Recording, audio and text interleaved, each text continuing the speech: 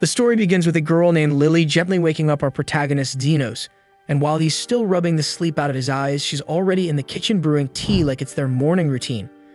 We then quickly learn that in this world, a first-rate healer isn't just someone who mends wounds. There's someone with the power to reshape the world itself.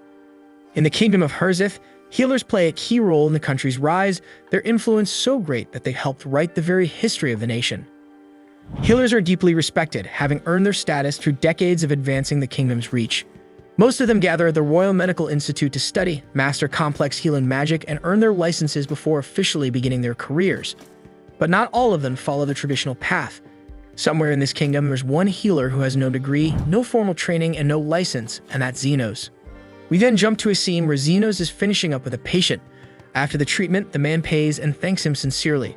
Xenos just shrugs it off, telling him that as long as they can afford the price, he'll heal anyone. Once the man leaves, Lily asks if he's heading out for house calls today. Xenos confirms that he is, but promises to be back by nightfall. Lily smiles and tells him she'll have dinner ready when he gets home. Xenos heads out, and the moment the door closes, she turns her focus to preparing the evening meal. While Lily is still in the middle of cooking, Carmilla drops by to check on her. Lily apologizes, saying the food isn't quite ready yet, and Carmilla leans in to check what's cooking, and it turns out it's stew. Carmilla is already looking forward to dinner, but Lily tells her not to worry, she's got this handled. After all, she is Xenos' future bride. Hearing that, Carmilla backs off with a lazy grin and decides to head to her room and slack off. Not long after, Zafia shows up at the clinic looking for Xenos. Lily lets her know he's out on house calls, so Zafia decides to wait anyway. But she's shy because she came early, hoping to catch some time alone with him. But she wasn't the only one who thought about this, because Linga soon arrives too, looking for Xenos. Lily gives her the same answer, and Linga pouts, clearly disappointed because she was planning to rub her tail on Xenos and smother him with affection. Zafia suggests she head back home since she's already here waiting, but Linga is not giving up that easily, and she'll wait too. Their rivalry starts to heat up, but Lily interrupts them both. Calm but firm, she reminds them it's her job to wait for Xenos, not theirs. Then right on cue, Lou crashes the door open like she owns the damn place and says that she's here to have some fun with Xenos. Lily also gives her the usual update, but tells her to fix the door she broke first before she enters. Lou does, and once she steps inside, she is surprised to see everyone already gathered. She looks around and jokes that maybe it was Lily's cooking that pulled them all in. But the others shoot that idea down quick, and they make it clear that she's the only one who'd show up for food. Later, we see that Lily is near the end of her cooking, and with a small smile, she adds her secret herb mix into the stew. She then turned to the others and told them they'd all wait for Xenos before starting dinner, inviting them to join in as well. They agreed without hesitation, and Lily looked forward to eating together, but just before taking a seat, she headed out to grab the laundry drying outside, leaving the others with the smell of stew lingering in the air. It was driving them crazy. Lou and Linga exchanged one look, that kind of look that said, "Just a taste won't hurt," and within seconds, they were in the kitchen, spoons in hand. The second they tasted it, their self-control vanished. They kept saying they were just tasting and not really eating, but even Zafia could see they were lying through their teeth. She warned them that Lily was going to destroy them if she found out, but after one whiff of that stew, even she couldn't hold back. Outside, Lily was humming quietly, folding laundry under the afternoon sun, completely unaware of the culinary crime scene unfolding in her kitchen. Then we see that the girls realize that the stew has been entirely devoured, so they start blaming one another for finishing it all, and in a moment of panic, they decide to pretend they don't remember what happened.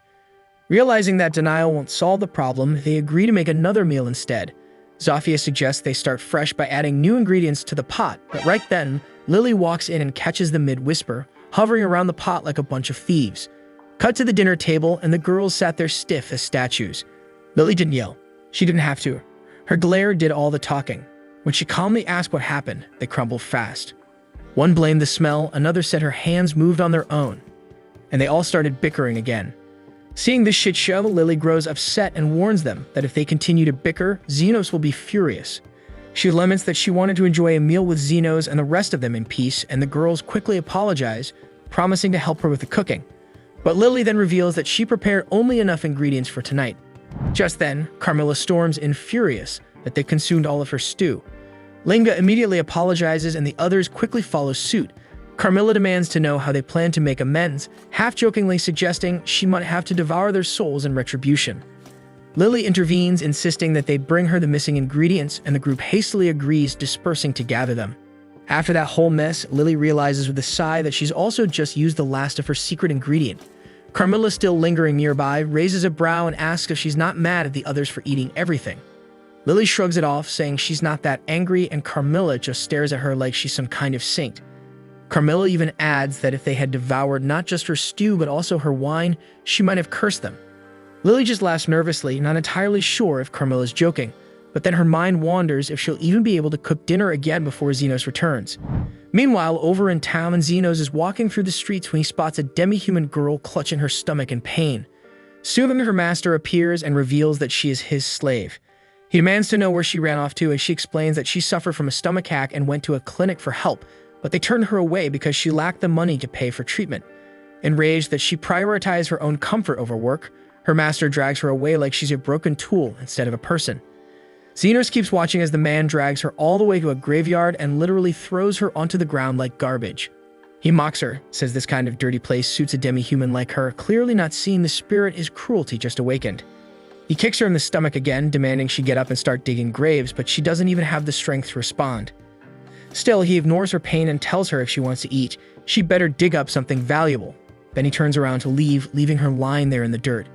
But before he can make it far, she snaps. Possessed by a spirit, the girl suddenly lashes out, slashing at him hard enough to draw blood, so now he's the one panicking. He stumbles backward and runs straight into Xenos, begging for help and saying his slave just went crazy. But Xenos doesn't even blink and tells the man to step aside and listens as the man points at his slave. Seeing her, Xenos calmly asks what exactly he did to her. The guy explains that he merely told her to resume her work, and when Xenos asks about the work, the man starts deflecting, lies about it, and says that it is just some farm work. He then flips the script, whining about being injured and needing medical help, and he even offers Xenos money if he'll stop the girl. The possessed slave then launches an attack on the master, but Xenos intervenes to protect him. He questions the slave, asking why she's so angry. In response, she hurls stones at him, which he deftly dodges. Impressed by his agility, the noble urges Xenos to kill the slave, but Xenos refuses, insisting that his duty as a healer is to preserve life. The noble admits he's a man of high status and warns that if this chaos continues, he will eventually meet his end, and he plans to buy a new slave if she dies anyway. Undeterred, Xenos vows that he will save every life he can, firmly committed to his calling as a healer. The slave then lunges at him, hurling a large boulder, but Xenos, drawing on some mysterious enhancement, shatters it with his bare hands. The noble, watching in disbelief, wonders what kind of healer could possess such strength. The slave immediately resumes her attack with lightning speed, making Xenos doubt that she's just any ordinary demi-human. She slashes at him with her claws, but he manages to fend her off with a protective barrier, only to notice that the force of the blows has left her badly injured. Despite her wounds, the slave keeps moving, her every motion fueled by pure, unbridled hatred, and it dawns on him that she must be possessed. Moving closer, Xenos braces himself as she sinks her teeth into him. In that surreal moment, he's startled by the thought that ghosts can not only possess, but even engage in casual banter, or at least that seems to be the case. Determined, he channels his healing magic to mend her injuries while simultaneously exorcising the malevolent spirit that has taken hold of her. As he works, he can't help but wonder what kind of farm work would lead someone to be so vulnerable to ghostly possession. Once the exorcism is complete, he mutters that he's done for the day. The noble is taken aback when he sees that Xenos has easily healed the slave's crushed foot. Desperate, he begs Xenos to save him too, reminding Xenos that he is a healer. Xenos calmly replies that his work for the day is done and that he'll have to do it tomorrow, to which the noble retorts that by then he'd already be dead. Undeterred, the noble insists on immediate treatment, and Xenos warns him that the price will be steep. The noble scrambles through all the money he has on hand, insisting it should be enough, but Xenos shakes his head and says it's not. The noble rumbles that the fee is already higher than market price, adding that he won't go unscathed if Xenos charges illegally, but Xenos tells him that he's an unlicensed healer. The noble is taken aback to learn such healers exist, and Xenos dryly comments that it's a shady business, much like grave robbing. The noble tries to play dumb, but Xenos sees right through him and declares that the remainder of the fee will come in the form of the slave's documents. The noble seems indifferent and accepts this deal, then departs after being healed. After the noble leaves, the slave slowly awakens. She's startled to see Xenos hovering over her, and her stomach still churns with pain. She asks him who he is, and he bluntly reveals that he is Xenos and that he just bought her. He then asks for her name, and she murmurs that it's Tilly. Xenos orders her to remove her clothes, explaining that he spent a lot of money on her and needs to check her physical condition thoroughly. Tilly hesitates for a moment, but understanding she has no choice, so she complies. As Xenos examines her, he notices that her bile duct is blocked with gallstones and severely inflamed. Xenos then reveals that he had suspected this, and he also observed that she has symptoms of jaundice, so he followed her. He heals her in seconds, and she asks him what he just did. Calm as ever, he replied that he'd opened up her abdomen, removed the gallstones, and closed it back up. She's shocked because there is no chanting, no magic sigils, and somehow, no scar at all. He acted like it was no big deal, saying any healer could pull it off. But she didn't let that slide and told him straight that no, they absolutely couldn't. Tilly then thanked him from the heart, still unsure how she could possibly make it up to him. That's when he mentioned he had a task for her. She didn't even hesitate and told him she was ready to do whatever it takes to return the favor. So he handed her a drawing of a herb and asked if she could locate it. She said she could, told him to come along, and not long after, we see her finding the exact herb for him. It turns out to be the same one Lily had used earlier in her cooking.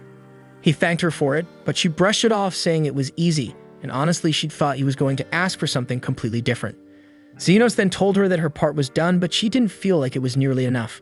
He disagreed, telling her that as a rule, he only takes compensation that matches the effort he gives. She still didn't think she'd done anything worth that kind of help, but he told her the truth. It may seem small, but it's something he couldn't have done without her. Then without waiting, he tore up her contract and told her she was free to choose her own path now. She admitted she didn't know what that path was yet, but she would figure it out, and when she did, she'd come back and let him know. He didn't mind and wished her well and told her to come find him again if she ever got hurt. Later that night, he returned home. Lily greeted him, telling him dinner wasn't ready yet. Right then, the three food thieves came back from gathering ingredients, and he couldn't help but wonder why they were even here. They kept their mouths shut about having already eaten his share, and Lily decided to whip up something new. Xenos stepped into another room, and the moment Carmilla caught sight of him, she smirked because she could tell something was different, like she could literally smell another woman on him. He shot her a look and told her to shut it. Lily then asks him to wait while she prepares dinner, but he stops her, and she catches on quickly because what he really wants is some black tea, and she tells him that she'd go make it right away. We then flash back and learn that Xenos used to be part of a top-tier adventuring party called Golden Phoenix, but everything changed when their so-called leader, Aston, shoved a gold coin at him like he was tossing scraps to a beggar. Then without hesitation, he told Xenos he was out of the group. He called him dead weight and claimed the party would be better off without him. Xenos knew better. Deep down, he was the glue holding this reckless team together, but Aston didn't care. The truth was, Xenos had only been recruited to act as a disposable meat shield, someone nobody would cry over if he died on the battlefield. Now that the party had grown powerful, Aston believed they didn't need Xenos anymore. Xenos tried to make him see reason, pointing out that the only reason they made it this far was because he was always there to patch them up after Aston's dumb decisions. But Aston shut him down, mocking his rough, unlicensed healing magic and saying any half-decent healer could replace him. Elsewhere, tucked in the shadows of a grimy alleyway, a pair of slave dealers were in the middle of trying to subdue an elf girl. The awful woman reminded the ugly guy to be gentle since elves were incredibly rare and worth more if they were unbruised. The guy already had her pinned, but Lily, despite everything, wasn't going down easy. She slammed her foot to his gold balls, and while he was doubled over in pain, she bolted. She almost made it too, but the man grabbed his bow and shot an arrow straight into her ankle. Lily crashed to the ground, unable to run, and the bastard caught up quickly. He tried to pin her again, but she chomped down on his hand like a rabid dog, forcing him to stab her just to break free. That's when Xenos walked into the alley and spotted the scene. Lily bleeding on the ground, barely conscious. He looked at the two bastards and asked if they were the ones responsible. They didn't even try to deny it. They told him to piss off, reminding him that slavery was perfectly legal around here. Lily was their property, and they could do whatever they wanted with her. Xenos understands the situation. They were technically right by the law, so his hands were tied, but then he thought of something. He reached into his pocket, pulled out the varied gold coin Aston threw at him, and offered to buy Lily. It's not nearly enough to buy an elf, not even a wounded one. But the traders take one look at Lily, bleeding out and probably minutes from death, and decide it's not worth dragging a corpse to market, so they took the money and left without another word. Once those scumbags are gone, Xenos walks over to Lily, checking if she's still hanging on. She's already made peace with the idea of dying in some random alley, so she tells him to just leave her there and save himself the trouble. But Xenos calmly tells her she's not dying today. Lily glances down at her wounds and blinks in disbelief because her wounds are already completely closed up, not even a scar left behind. She looks at him stunned and quietly thanks him, apologizing for making him spend his gold coin just to save her, but Xenos brushes it off. He didn't even want to keep that coin anyway, just holding it reminded him of Aston, and he'd rather forget that asshole existed. He asks Lily if she's got anywhere she can go, but she doesn't. I mean, she was a slave 2 minutes ago, so she doesn't exactly have a house or wallet waiting for her. She also admits she's starving, so Xenos offers to get her something to eat and maybe find her some decent clothes along the way. He ends up taking her to a small diner nearby, grabbing her a fresh outfit before they come in. Lily is all smiles as she chows down, clearly loving every bite of her first real meal in who knows how long. But after a while, she notices that Xenos hasn't ordered anything for himself, so she asks why, and he tells her he's just not hungry. But truth is, he's flat broke. He spent everything he had on her food and clothes, and since he got kicked out of Golden Phoenix, he's going to need to figure something out fast before he ends up starving in the streets. As they're sitting there, a guy stumbles through the door. His arm's a mess, burned and bleeding, clearly injured, and from the looks of it, he's been in some trouble and barely made it out. Xenos watches him quietly analyzing the damage. Judging by the hole in the arm and the scorched edges, it looks like the guy caught a hit from a magic gun. Fortunately, he's a lizard man and their bodies regenerate pretty well on their own. But even so, the injury is deep. If left untreated, it could take days to close up, and he'd be in constant pain the whole time. So Xenos lifts his hand and casts a healing spell, and after a few seconds, the wound seals up like it was never there. The man freezes, looks down at his good-as-new arm, then turns to Xenos with wide eyes, asking who the hell he is. Before Xenos can even speak, Lily jumps in and proudly declares that he's a legendary healer. The guy's never heard of him, but he's clearly impressed and grateful, so he really doesn't care. He then gives a few coins to Xenos as a way of thanks and promises to spread the word about Xenos. At first, Xenos doesn't get why the guy just handed him money. Then it hits him. Healers usually charge for their services. That spark ignites something in his brain and he starts thinking. If he plays this right, he could start a new life as a full-time healer. But there's a problem. Since he's from the slums, getting an official healing license isn't exactly on the table. And if he opens a legit business, he'll have to deal with taxes, permits, inspections, all the red tape. And like a wise man once said, tax evasion isn't a crime, it's an act of survival. So yeah, Xenos is going off the grid. He's gonna run his clinic underground, healer for hire, no questions asked. Lily doesn't really get everything Xenos is saying, but if he's serious about setting up a clinic, she wants in. Xenos pauses, thinking it over. Running an underground clinic without a permit isn't exactly legal, and dragging a kid into something like that doesn't sit right with him. But Lily reminds him that he technically bought her, so by the rules of this twisted world, that makes him her master now, which means she's sticking by his side, no matter how many rules get bent or broken. Xenos didn't buy her to own her, he just didn't want her bleeding out in some alley. But Lily hits him with the harsh truth. She's got nowhere else to go, and if he leaves her behind, she'll probably get scooped up and sold again, so that'd be on him. Eventually, Xenos sighs and gives in and tells her she can tag along, and Lily immediately pledges to serve him with her whole body, which makes Xenos nearly choke and ask her to not make it sound so creepy. Anyway, first things first, if Xenos is going to set up shop, he's got to find a roof to sleep under. So he takes Lily to one of the sketchiest, most forgotten parts of the city. The place looks abandoned and borderline cursed, but that's exactly what he's looking for. Lily glances around nervously and asks why they're even here. Xenos explains that if he's running a shady back alley clinic, the last thing he needs is the Royal Association breathing down his neck. A place like this is quiet, off the radar, and best of all, it's free. Lily can't really argue with the logic, but she's clearly spooked. She points out that abandoned districts like this are notorious for being infested with monsters, especially the creepy kind. They finally stumble across a house that's somehow still standing, and Xenos thinks he's hit the jackpot. But the second Lily sees it, she freezes because it looks like something straight out of a horror novel. Classic haunted house vibes. If they're unlucky, they might even attract a wraith. Xenos raises an eyebrow, unfamiliar with the term. Lily explains that wraiths are ghost-type monsters who can literally turn someone into a spirit with just a single touch. They step inside, and it's pitch black, so Lily offers to light the place up with a basic spell. That catches Xenos off guard because he didn't know she could use magic. But Lily shrugs it off, saying it's just simple stuff. Once the room lights up, they finally get a good look around, and it's honestly as bad as Lily feared. Dust, cobwebs, cracked walls, it's a total fixer-upper. But Xenos is oddly upbeat. The place might look cursed, but the roof doesn't leak and the structure's solid, so in his eyes, that's more than enough to start his new work. But just when they think they found the perfect spot, a big problem shows up, and turns out the house already has a tenant. And not just any tenant, but an actual wraith who floats out of the shadows and tells Xenos she's going to drain the life right out of him. Lily starts panicking immediately, while Xenos just lets out a sigh, clearly annoyed that the place wasn't as empty as it looked. Carmilla then lunges at Xenos without hesitation, but he shuts her down instantly with a burst of healing magic that blasts both her arms clean off. He doesn't even flinch because compared to the horrors he faced in the labyrinths while rolling with Golden Phoenix, Carmilla is just another Tuesday. Back then, whenever Asin got pissy, he tossed Xenos into the dungeon solo, and he ran into wraiths all the time, so he's taken down dozens, maybe even over 100 by now. Stay healing spells aren't just for fixing wounds, they're especially nasty against undead creatures. Xenos then casually apologizes to Carmilla for trespassing, saying he didn't realize someone already lived here, but the housing options are non-existent around here, so he politely asks if she'd be okay with him staying. Carmilla's offended by the sheer audacity. She's the queen of wraiths, and some random squatter is asking if he can crash at her place. So she snaps her ghostly fingers and summons a whole crew of angry spirits to chase him out.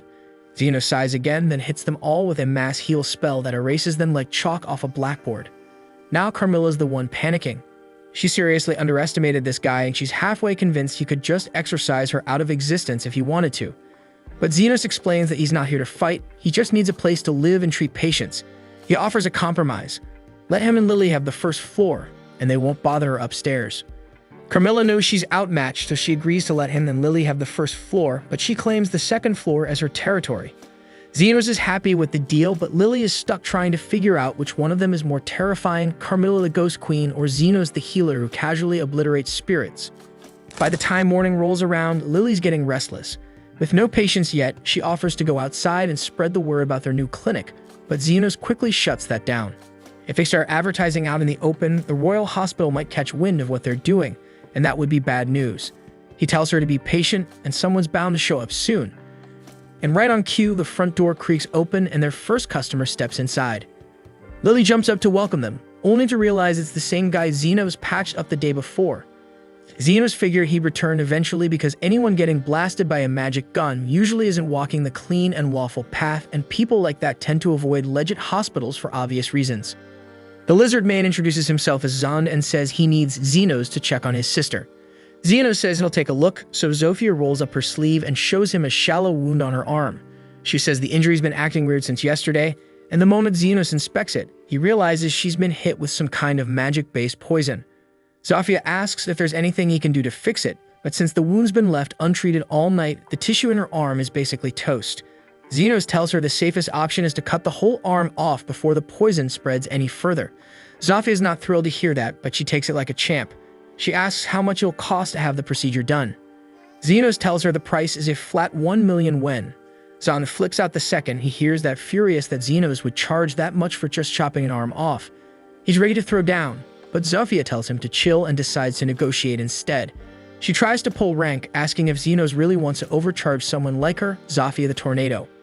She runs one of the 3 major gangs in the area, and Xenos knows exactly who she is. Even so, he's not backing down. He doesn't do charity work, especially not when regeneration magic is involved. That catches Zofia off guard because she's never heard of any healer who regenerate a whole limb.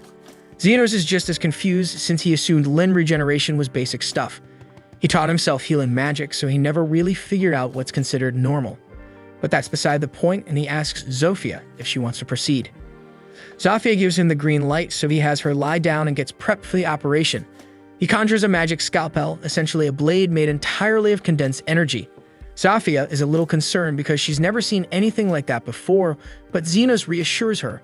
It's razor sharp, completely sterile, and ideal for surgery. And again, he's surprised other healers don't use it. He gets to work numbing the area with a steady stream of healing magic. Once it's dulled enough, he slices off the infected part and shifts his focus to growing a new arm. His hands glow brighter as he ramps up the spell's intensity, rebuilding the entire limb one layer at a time from bone to skin. Zofia stares at her freshly regenerated arm in disbelief. She flexes her fingers and is stunned it feels completely natural. She admits Xenos definitely earned his asking price, and as a bonus, she offers to send any injured members of her crew his way from now on. And Xenos has no objections, as long as they're paying like everybody else. In the days that follow, Xenos starts getting flooded with patients from the Lizardman faction, and seeing how tired he looks, Lily decides to make him some tea to help him relax.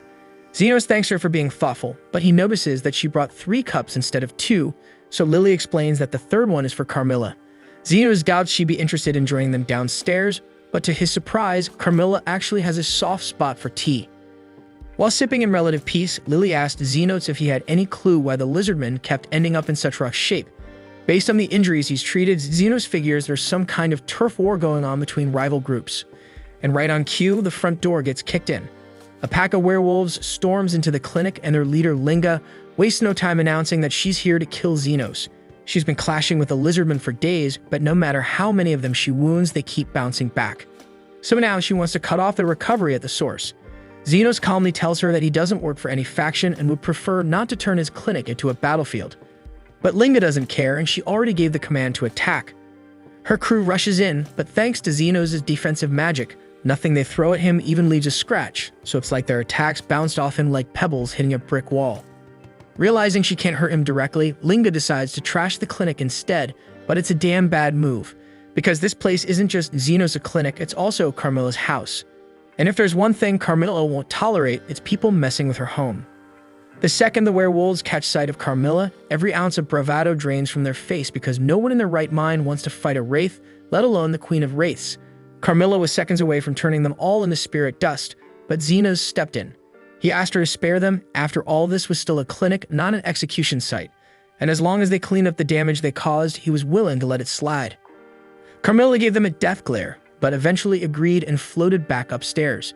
Seeing how even the Queen of the Wraith obeyed Xenos, Linga's entire tone flipped.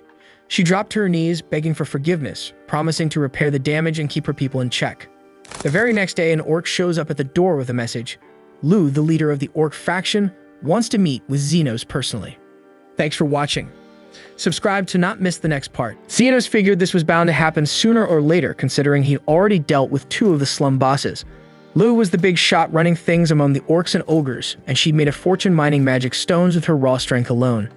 Dealing with her wasn't exactly ideal, but on the bright side, once he sorted things out with her, nobody would dare mess with his clinic again, so might as well get it over with now. Before heading out though, he paused to ask the orc if Lu was reasonable enough to actually talk things out. The orc assured him Lu was the wisest, most dignified person he'd ever meet, which sounded promising. But it made Xenos wonder why Lu didn't just come herself. When he asked, the orc explained that she couldn't actually move right now. That definitely didn't sound good, so Xenos wasted no more time and followed him straight to Lu. They ended up inside a cave where Xenos was finally introduced to Lu. She greeted him warmly enough, but before he got started, Xenos asked her how she even found out about him in the first place. Lu casually mentioned that the lizardmen and werewolves couldn't stop running their mouths about some top-secret healer they weren't supposed to mention to anyone. Clearly, his days as an underground healer weren't lasting long at this rate, but he'd worry about that later. Lu then heard Xenos could heal any injury for the right price, and she wanted to see for herself if he really lived up to the hype. He walked over and raised his hand towards her, prompting Lu to ask what exactly he was doing. Xenos explained he couldn't see any obvious external injuries, so he was scanning her insides to check for internal damage. She seemed pretty surprised, since most healers apparently didn't know how to do that, but Xenos figured it should have been standard practice. After all, how the hell else could anyone treat a patient properly? Once Xenos completed his scan, he quickly noticed something off. There was a lump deep in her stomach radiating mana, which suggested it was probably a mana stone. Lu confirmed his guess and explained this wasn't just any stone, it was enchanted with explosion magic. So if she tried to move even slightly, the whole thing might blow up.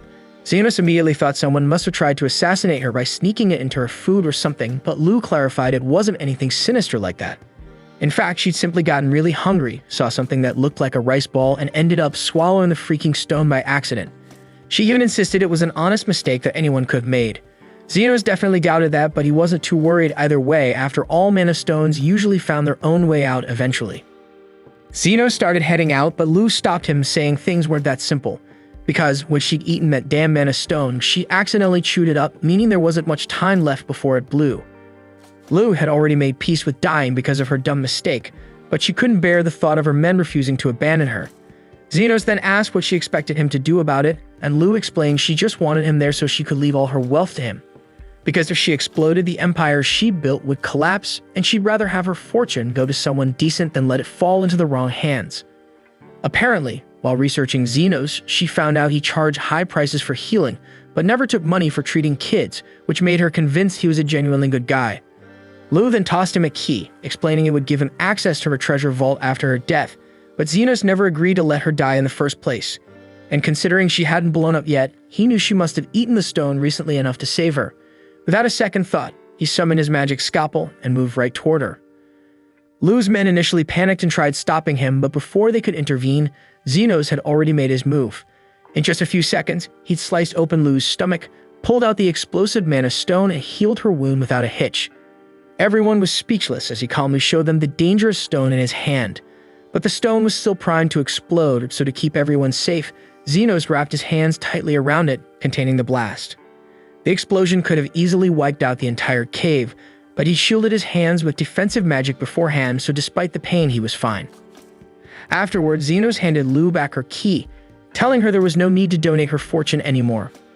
Lu couldn't quite believe that he'd actually chosen to save her instead of grabbing the cash, but Xenos shrugged it off, saying he only charged a fair price for healing, so taking an entire fortune would have been excessive. At that moment, Lu decided she genuinely likes Xenos, promising him that if he ever needed anything, he just had to ask, and she'd do whatever she could to help him. She even offered to deploy her warriors as guards around his clinic, but Xenos politely declined because having orc soldiers on his doorstep would attract too much attention.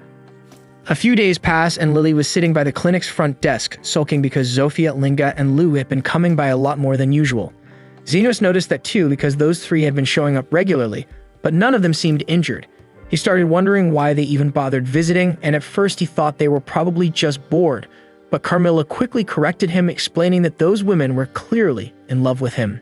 Xenos couldn't wrap his head around the idea because in his eyes he was just an ordinary underground healer and nothing special, but Carmilla was confident she knew what she was talking about.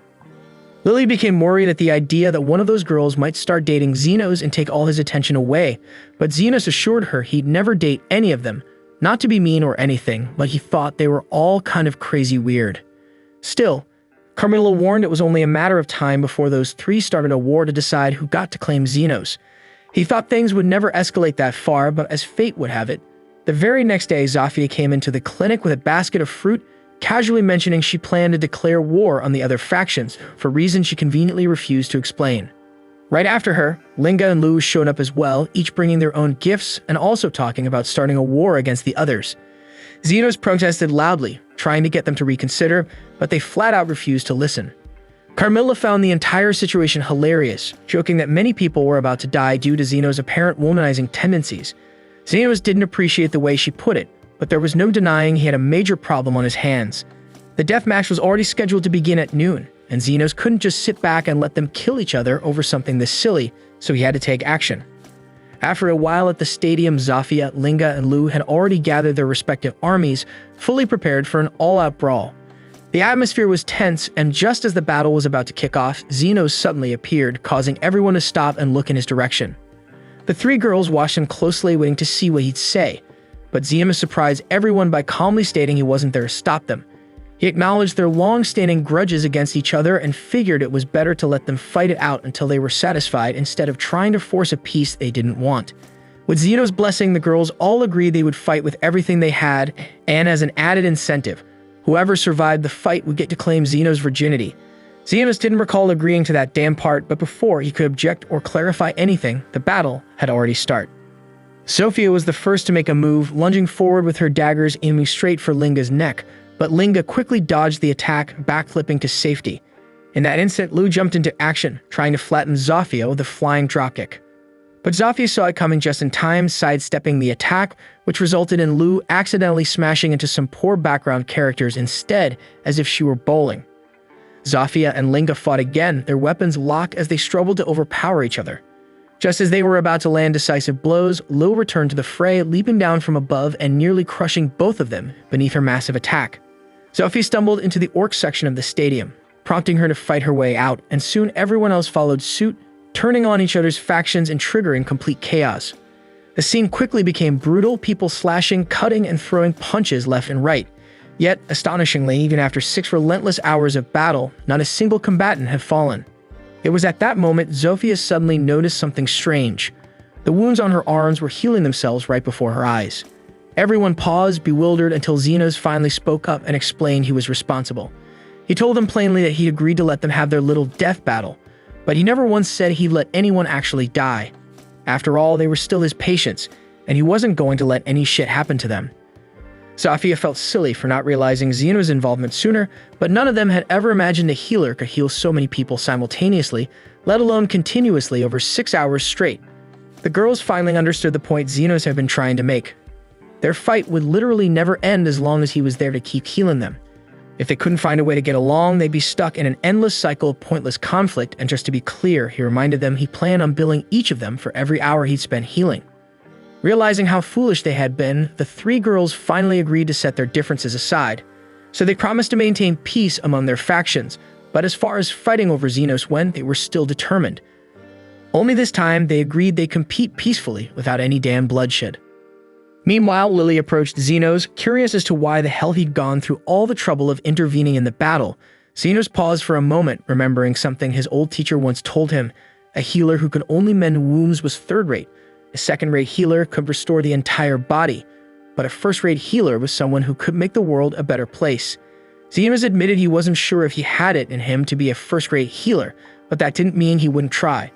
He wanted to improve life in these slums somehow, and besides, he joked that if everyone died, he'd run out of patience. Lily smiled softly to herself, knowing full well that Xenos' tough talk was just his way of covering up how much he truly cared. After all, if the demi-humans stopped fighting, he'd actually have fewer patients coming in, which meant less money for him. Yet he still chose peace over profit, and this genuine kindness was exactly why Lily liked him so much, and she told him as much directly.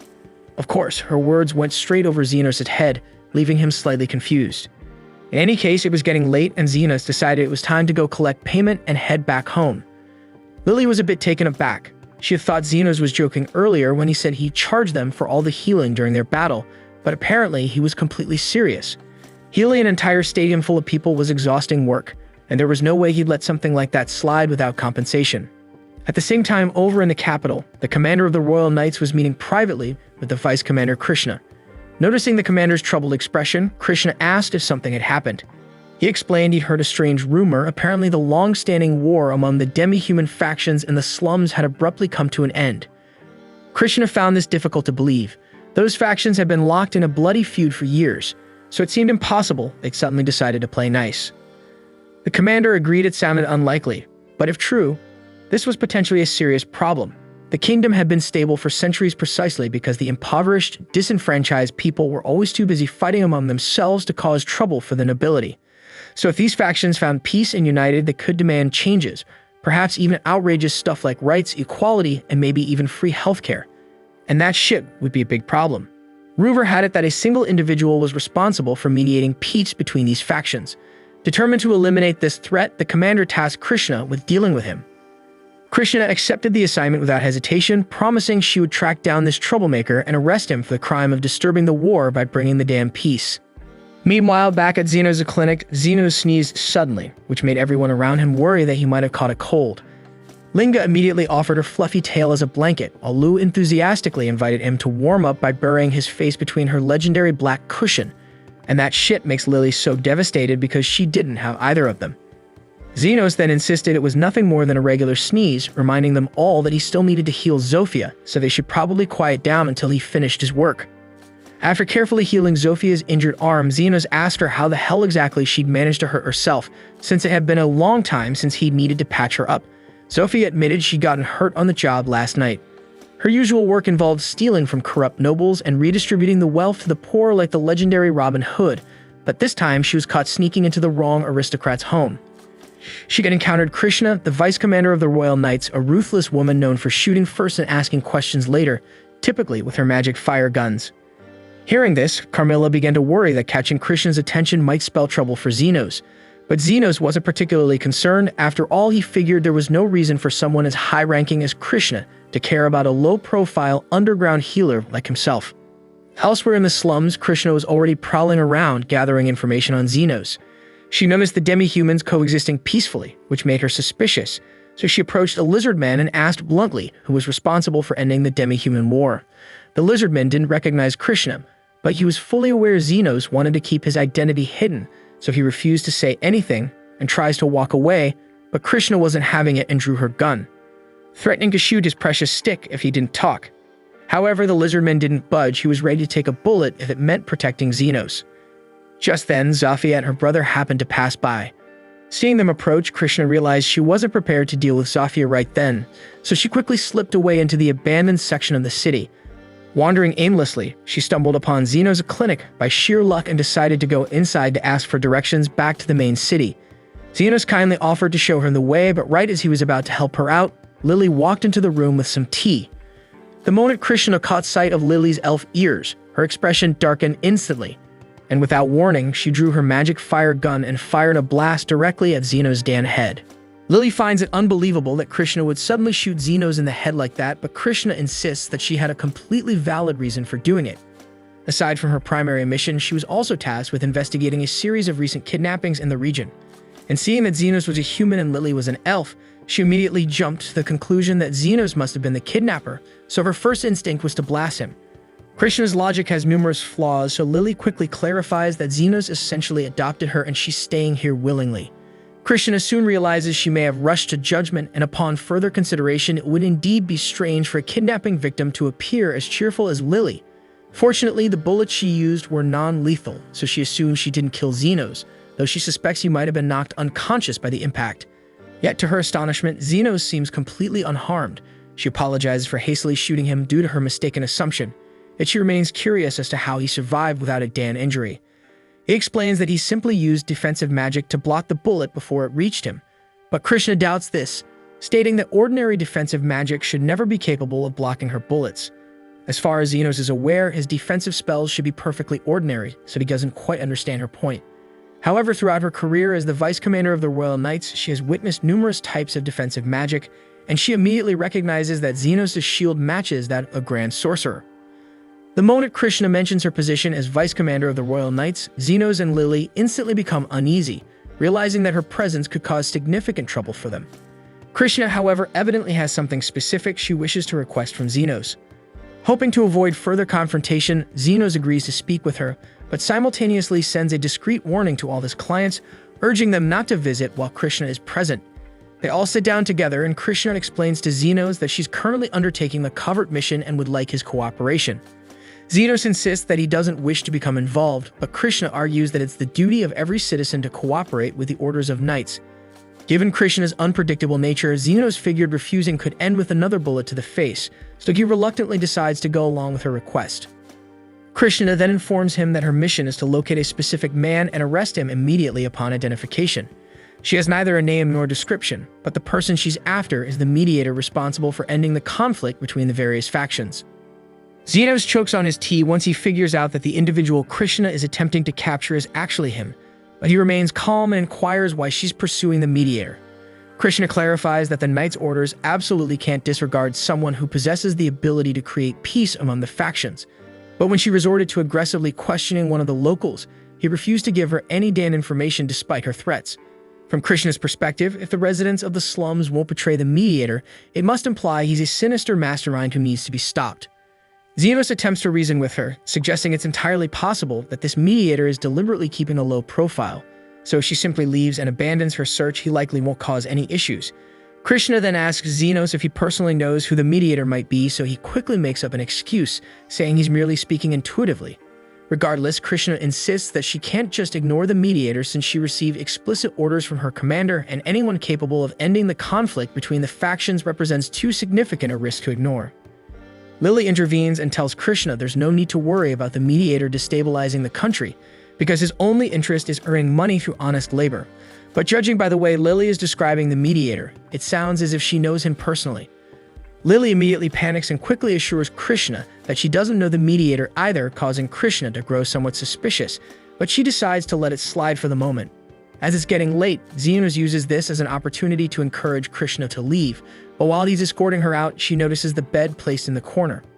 She finds it unusual that Xenos would position a bed in this spot, causing Xenos to grow anxious because it's actually the clinic's patient bed, prompting him to nervously claim it's just an extra bed. Upon hearing this, Krishna promptly asks Xenos if he'd be agreeable to letting her use it. She's been struggling to secure a base of operations within the slums, so she'd greatly appreciate it if Xenos allowed her to stay here until she finishes her assignment.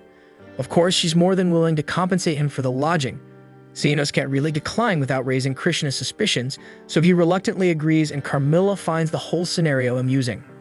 Lily then prepares some green tea for their new guest, but Krishna struggles with hot beverages, so she begins blowing on it to cool it down.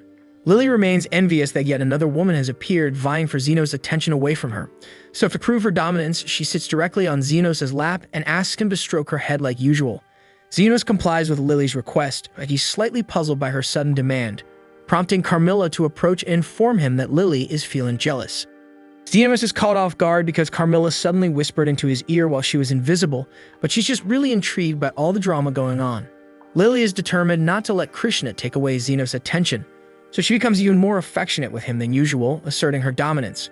However, Krishna doesn't seem to give a damn and just keeps blowing on her tea like nothing's happening. But eventually, Lily dozes off, so Xenos gently tucks her into bed and heads back to the living room to continue his conversation with Krishna. He fills her in on the whole story about how he rescued Lily from the slave trader, adding that those scumbags were part of an illegal trafficking network operating around here. And that explains why Krishna was so quick to pull the trigger earlier, but sadly, Xenos doesn't have any real intel on the traffickers themselves. Changing the topic slightly, Krishna brings up something she's been curious about. Given how it's obvious Xenos must be an extremely skilled mage, having perfected his defensive magic, Krishna wants to know if someone could regenerate an entire arm if they put the same amount of effort into healing magic. Xenos starts to question whether healing an arm is really such a rare feat for a healer, but before he can complete his thought, Krishna interjects, insisting that it should be impossible. The only individuals who could achieve something like that would be saints or healers of the absolute highest caliber. Confused about why she is bringing this up, Xenos asks Krishna for an explanation. Krishna then describes how she recently fought against Zofia, recalling that she severely damaged Zofia's arm during the confrontation. However, when she saw Zofia again yesterday, her arm was fully restored. Krishna is convinced there must be a healer in the slums powerful enough to regenerate limbs, and if that's the case, it would make sense for someone like that to have serious influence over the faction bosses. Krishna intends to continue her investigation the next morning, hoping to discover some clues about this supposed evil healer, but Xenos doesn't understand why she automatically assumes the healer would be evil. In fact, Krishna seems to harbor a very negative opinion of the entire slum, prompting Xenos to ask if she has a specific reason for feeling that way. Krishna admits she may have a biased perspective, but it stems from someone from the slums murdering her mother. Krishna's mother was a compassionate woman who genuinely wanted to help everyone she could. She frequently visited the slums and organized events to distribute food to those who couldn't afford to eat, but one day she simply didn't return. Ever since then, Krishna lost the ability to laugh or even show a slight smile, which is one of the reasons people started calling her the Iron Rose. And according to the accounts of witnesses, Krishna's mother was murdered and robbed for her wedding ring, and learning this completely shattered Krishna. Her mother had saved countless lives from starvation, yet no one stepped forward to save her in her time of need. This tragic event motivated Krishna to join the Knight's Order and become an unstoppable hero who could deliver justice to the criminals living within the slums. The following day, Krishna leaves to continue her investigation, allowing Xenos to resume treating his patients. Zofia visits the clinic with a minor injury on her arm and asks Xenos to examine it. Xenos begins treating her but advises Zofia to be cautious since Krishna could return at any moment. And speaking of Krishna, she suddenly appears at the clinic to ask for directions after getting lost on her way out again. As soon as Krishna notices Zofia, she immediately draws her guns, prompting Zofia to retaliate by pulling out her knives, so a brief standoff ensues between them. Krishna then questions Zofia, asking if there's genuinely an evil healer assembling criminals to threaten innocent people. Zofia doesn't deny the existence of a healer, but insists that he definitely isn't evil. While Zofia herself is a thief and doesn't strictly follow the law, she knows firsthand that some among the nobility are guilty of far greater crimes. For example, Zofia is aware that Krishna is investigating the trafficking ring, and after conducting her own research, Zofia discovered that the mastermind behind it is actually an aristocrat. Initially, Krishna doesn't believe her, as the trafficking ring is known to operate primarily in the slums, but Zofia clarifies that this is merely a clever deception intended to mislead the Knight's Order from uncovering the true criminal behind it all. Krishna remains skeptical but requests that Zofia reveal who is responsible for the kidnappings, prompting Zofia to name a man called Kalendor. Krishna finds this difficult to accept, considering Kalendor is widely recognized as a generous philanthropist who prides himself on educating orphan children, and thus could never be involved in child trafficking. Zofia expected that Krishna wouldn't trust her, given that Krishna sees everyone from the slums as criminals. However, the mediator has never treated them that way. Instead, he treats everyone fairly and consistently gives people second chances, unlike Krishna and her misguided version of justice. Krishna becomes furious when Zofia insults her concept of justice, and she's about to fire her gun, but Xenos steps in front of her, demanding that Krishna lower the damn weapon. Krishna orders Xenos to step aside, but he refuses, saying he can't allow harm to come to Zafia since she's his patient. He apologizes for not being upfront earlier, but he confesses that he's actually the mediator Krishna has been searching for. Krishna assumes Xenos is just lying to protect Zafia because there's no way he could possibly be a healing mediator. After all, he's already demonstrated mastery over defensive magic, and there's no way in hell he could also excel in healing magic. Xenos doesn't necessarily consider himself a master, but he's certain of his abilities in both healing and defensive magic, since both simply require him to enhance the body's natural processes. Krishna finds this entire explanation absurd and remains unconvinced that Xenos is the healer. Although it's evident he's siding with Zofia, out of respect for the hospitality Xenos provided her yesterday, Krishna decides to exit peacefully without engaging in conflict. As Krishna leaves, Lily notices she's heading towards the district inhabited by aristocrats, prompting Xenos to suddenly realize her destination. Krishna took Zofia's accusation against Calendar seriously, prompting her to visit his manor to investigate. Obviously, she can't directly confront him about the child trafficking allegations, so Krishna fabricates an excuse for her presence. She tells him that she's heard about a recent increase in theft in the area, and Calendar confirms he's been experiencing difficulties with the Lizardman gang lately. Krishna then informs him that she plans to boost security patrols in response. However, before implementing these patrols, she wishes to inspect Calendar's estate to gauge his current security measures. Calendar understands her reasoning and readily offers to guide her on a tour of his mansion. Krishna is then shown throughout the entire manor, and after the tour concludes, Calendar asks her opinion on his security setup. Krishna praises him for his meticulous approach to safeguarding the estate, but during her inspection, something odd catches her attention. She requests permission to use the restroom before departing, and Calendar sees no issue with this, so she slips away from his office. Given Calendar's high social standing, extensive security isn't unusual, but Krishna finds it peculiar that so much effort has been devoted to protecting the backyard area. Suspecting something might be hidden there, she peers over the wall and quickly notices a hidden entrance. Krishna cautiously makes her way down the passage, and to her shock, she realizes Zofia was telling the truth, that Calendar truly was behind all the kidnappings.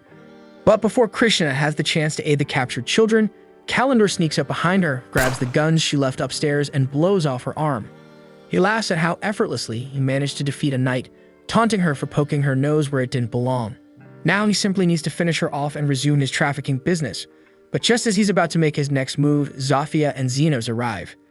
Xenos had become concerned when he realized where Krishna was headed, so he asked Zofia to lead him there. Calendar is determined to leave no witnesses, so he switches Krishna's gun to lethal mode and shoots Xenos straight in the face. Yet, to Calendar's complete disbelief, Xenos remains unharmed, though he admits the lethal shots did sting quite a bit. Calendar panics, attempts to escape, but drops the gun in his frenzy, allowing Xenos to pick it up. Calendar immediately begins begging for mercy, and luckily for him, Xenos has a strict no-kill policy. However, Xenos doesn't have any rules against causing pain, so he switches the gun to non-lethal and fires directly at Calendar's head, knocking him out. He quickly moves to Krishna's side, but she meekly tells him it's pointless because her arm is gone and a large portion of her stomach has been blown away. She's accepted her death, but Xenos reassures her she'll be alright, though he's definitely going to charge her heavily for his services, so she should brace herself for a damn expensive bill. Moments later, Krishna is fully healed, astonished by Xenos' ability to instantly repair such critical injuries. She finally accepts that he was truthful about being the mediator, but her interest in arresting him has vanished entirely, as she now views him as a genuine hero. Xenos, however, doesn't consider himself a hero at all. He was simply a healer doing his job by ensuring nobody died. If anyone deserves to be called a hero, it's Krishna herself, because she was the one who first took action for the children's sake. She might have been misguided occasionally, but deep down, she genuinely cares and wants to create a better world. Zafia and the lizard men then assist in freeing the children from the dungeon, but with the royal knights approaching fast, Xenos isn't interested in dealing with them, so he decides to leave with the others. However, before he departs, Krishna stops him, curious why he decided to save her despite her being an enemy at the time. Xenos simply turns around and replies that he wanted to ensure she pays her outstanding bills. She still owes him money for the night she spent at his clinic, and now there's the additional cost of healing. He expects full payment by the week's end. Krishna, amused by his ridiculous reasoning, laughs for the first time since the loss of her mother. The following day, we observe Xenos and Lily strolling along the street, discussing their plans to buy some tea, when suddenly he notices the place he used to occupy back in the slums, prompting him to remember his past. He had been a destitute orphan living in the slums with absolutely nothing to his name, spending all his time just sitting around in an alleyway. One day, Aston was wandering through the slums trying to choose a child to kidnap, but thus far he's frustrated because none appears suitable enough to serve as human shields. At that moment, he notices Xenos and decides he's perfect, approaching and initiating a conversation with him. Essentially, Aston says to Xenos, "You're impoverished, jobless, and starving, so join me on an adventure." He speaks with a polite demeanor, infused with false kindness, leading Xenos to mistakenly think Aston is genuinely nice. Despite this, Xenos hesitated to accept because it's rare for slum dwellers to become adventurers. However, Aston assures him that as long as he possesses the skills, he can accomplish anything. Aston then asks Xenos if he has any particular skills, to which Xenos responds that he knows some healing magic, but Aston is highly skeptical, since mastering healing magic typically takes years of rigorous training at the Royal Academy, making it improbable for a random orphan to learn it independently. Nevertheless, whether Xenos truly knows healing magic or not doesn't matter to Aston because he intends to use Xenos merely as a distraction if anything goes awry. Once Xenos agrees to join him, Aston takes him into the forest. There, the pair confront a wolf monster. During the battle, Aston gets slightly injured, prompting Xenos to heal him using his magic. Then Aston charges the wolf and Xenos employs his healing magic again to enhance Aston's speed, enabling Aston to decapitate the wolf effortlessly with a single strike. Aston, however, strangely fails to notice that his injuries healed mid-combat or that he suddenly moved faster at a crucial moment, leaving him convinced that Xenos is utterly useless. After several years of enduring this dynamic, Aston eventually expels Xenos from the party, and we know how Xenos has spent his time since then. However, Aston's group hasn't fared quite as well because after removing Xenos, Aston and the remaining party members set out toward a cave for their next mission. This mission holds significant importance as they intend to leverage it to curry favor with influential nobles within the kingdom, though all of them resent the intense labor involved. Yuma then informs them that the quicker they finish their task, the quicker they can return to the inn and resume drinking. Andres feels thrilled because ladies always flock around them whenever they say they're members of the Golden Phoenix group. After all, their team is renowned for successfully finishing quests and defeating magical creatures without taking any damage. Right at that moment, they encounter the creatures they're here to defeat, so Aston unsheathes his blade and prepares to strike. He instructs Guile to cast protective magic on him while he rushes ahead, and Guile does precisely that. But even while Aston is battling the wolves, his arm still gets scorched. And at the same time out back, Yuma is being attacked by one of the wolves, so he's out of the picture for good. Aston shouts at Andres to quickly cast some offensive spells, but it takes Tadeum long to finish chanting the incantation, and he even gets blasted by a fireball mid-spell. Aston is stunned and questions whether his group has always been this damn incompetent, but it's evident they're not going to win this battle, so he commands everyone to withdraw immediately. Once they're out the hell, Aston questions his teammates why they're having difficulty against monsters that barely reach B rank, but Andres reminds him he wasn't particularly effective against the wolves either. Guile asks Aston if there's a chance Xenos had been truthful when he claimed he was healing them, but Aston finds it impossible since there's no way a lowly commoner like him could have possibly mastered healing magic. Still, to be cautious, Aston thinks it might be wise for their group to recruit a healer. Several days later, they go back to the cave after recruiting a healer, whose name is Yumin, but she informs Aston up front she's not skilled at battlefield healing. She typically provides healing services only in the capital, but she coincidentally possesses an adventurer's license, so she agreed to accompany them. Still, she wonders why the Golden Phoenix would even require a healer given their reputation for successfully completing missions without injury, but Aston refuses to explain what occurred, telling her instead to mind her own damn affairs. Guile then questions Yumin about whether Yuma will recover, as he was severely injured by the wolves last time. Yumin was the healer who treated him, so she's confident he'll survive, but considering how critical his wounds were, there's no possibility of him ever returning to adventuring. You'd assume Aston would show some sympathy toward a teammate who became permanently crippled, but he simply moves past it, stating Yuma wasn't valuable enough to keep around anyway. And if you were wondering why this quest holds such significance, a nobleman requested a scarf made from a fire fox's fur as a present for his daughter. If completing it places Aston in Lord Fennel's favor, he's prepared to put his life on the line for that scarf. Yet barely 2 seconds afterward, the plan crumbles because the wolves launch an unexpected ambush. Aston quickly retaliates and tells Guile to apply defensive spells to everyone, but as Aston moves in to attack, he can't land a single blow against any of the wolves. The wolves then unleash 4 fireballs at him, and Aston manages to deflect 3, but the 4th fireball strikes Andres in the stomach, knocking him out immediately. Aston continues swinging fruitlessly at the wolves, but soon Yumin shouts that they must withdraw because Andres' condition is critical. Aston can't believe everything is collapsing yet again, and when they finally get outside, he snaps at Guile, demanding to know why he failed to shield Andres with defensive magic. However, Yumin points out that Guile's defensive spell was indeed effective, and without it, Andres would have been instantly killed by a blast of that magnitude. Aston impatiently demands that she heal Andres right away, but Yumin informs him that's impossible, as only top-tier healers or saints possess the capability to instantly heal such severe wounds without proper preparation. Unless they rush Andres to a medical facility immediately, he won't survive. Sometime later, Aston speaks with Lord Fennel's servant, who informs him that Lord Fennel is extremely disappointed. Aston desperately asks for another opportunity, certain he can secure the fur for the scarf if given one more chance, but the nobleman's daughter's birthday has already passed, making the whole matter pointless. And the real reason behind Lord Fennel's dissatisfaction isn't merely that Golden Phoenix failed the quest. It's because Aston repeatedly promised he'd succeed.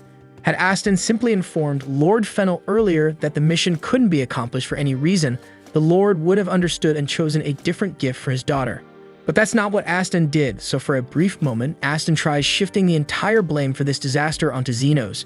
However, he soon recalls he never formally registered Xenos as part of the party, so officially speaking, Xenos was never recognized as a member, meaning he can't be held accountable for anything. Swallowing his pride, Aston bows his head low, forced to apologize for the entire fiasco, and he sees inside, hating every second of having to lower himself before a servant. Aston then vows he'll find a way to make amends, but Lord Fennel's servant questions how exactly he'll accomplish that considering half his group is already nearly dead. Aston confidently replies that he intends to recruit replacements to offset their losses, and the next time Lord Fennel entrusts them with a task, he'll ensure its successful completion. Afterward, Lord Fennel's servant departs, though Guile asks Aston if making such promises is really a wise move. After all, they currently have no prospects on capable recruits, and there's no possible way for them to undertake missions with just 2 remaining members. Aston tells Guile there's no need for concern as he already has something in mind. Even though Aston still doesn't believe Xenos holds much value, he can't deny the team functioned much better while Xenos was with them, so Aston plans to simply bring him back. He's convinced Xenos would jump at the chance to rejoin Golden Phoenix, despite how poorly he'd been treated previously. The following day, Aston and Guile enter the slums searching for Xenos, but since they have absolutely no damn idea where to begin, Aston suddenly gets a brilliant idea. He decides to employ the 3 faction bosses to help locate Xenos, confident they'll agree because low-class scum like them will do practically anything for cash. A short while later, he has a lizard man guide him to Zafia, saying he's interested in hiring her services. Zafia isn't particularly enthusiastic, since this interferes with her daily clinic hours, but she's at least open to hearing out a paying customer. Aston introduces himself as the leader of Golden Phoenix, explaining to Zafia that he's searching for a man named Xenos, who arrived in the slums around 2 months prior. At first, Zafia can't believe what's being said, since Xenos had informed her all about how Aston kicked him out of Golden Phoenix, which had already seemed foolish, but she never imagined Aston would be stupid enough to go searching for Xenos afterward. She tells Aston to leave immediately, because Xenos has far more important things to occupy his time than dealing with him, and quite honestly, even looking at Aston makes her sick. Aston becomes offended, briefly thinking about attacking Zofia, but quickly realizes he'd get thoroughly beaten if he tried anything, so he decides to back down. After Zofia refuses to assist him, Aston decides to approach Linga's faction instead, but the moment she realizes who Aston is, she immediately tells him to leave. Aston is shocked to learn Linga also considers herself Xenos' friend, and just in case he's considering making trouble, Linga reminds Aston that if she wanted, she could easily kill him 3 times over before he even had a chance to blink. Aston then attempts approaching Lou for assistance, but like the others, she promptly tells him to go screw himself. She also threatens that if she ever hears he's been bothering Xenos, she'll personally crush his skull between her thighs. Aston and Guile immediately exit Lou's cave, and Aston struggles to believe that all the faction bosses care about Xenos this much.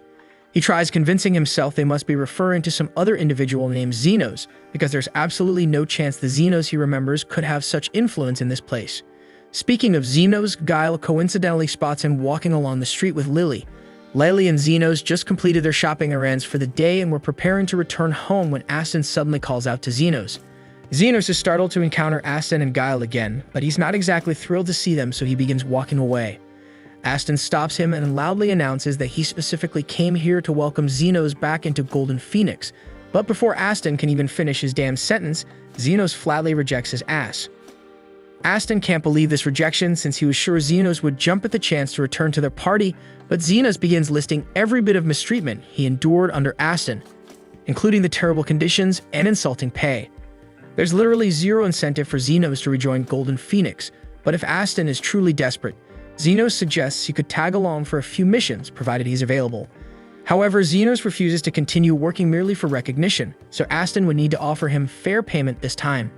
Xenos demands 50,000 for minor healing and 1 million for major healing services. In addition, Aston must pay separately for Xenos' defensive spells and buffs. But if Aston finds these terms unacceptable, there's nothing else to discuss, so Xenos once again begins walking away. Aston feels deeply insulted that Xenos dares to reject his offer, so he unsheaths his blade and attempts an attack, but before he can get anywhere close, he's blasted back by Krishna. She tells Aston that it's downright idiotic to launch an attack right in front of a royal knight. She had actually come here looking for Xenos herself, but since Aston just attempted an assault, she's now obligated to place him under arrest. However, Aston quickly points at Guile, claiming he's the one who forced him into it, then immediately flees like a coward because he definitely doesn't want his ass to end up imprisoned. After all that shit show, Xenos and Lily return home for the evening, and shortly afterward Zofia, Linga, and Lou arrive. They inform Xenos that Aston attempted to hire them to track him down, and even though they all rejected his request, Zofia remains concerned that he might persistently keep coming after Xenos.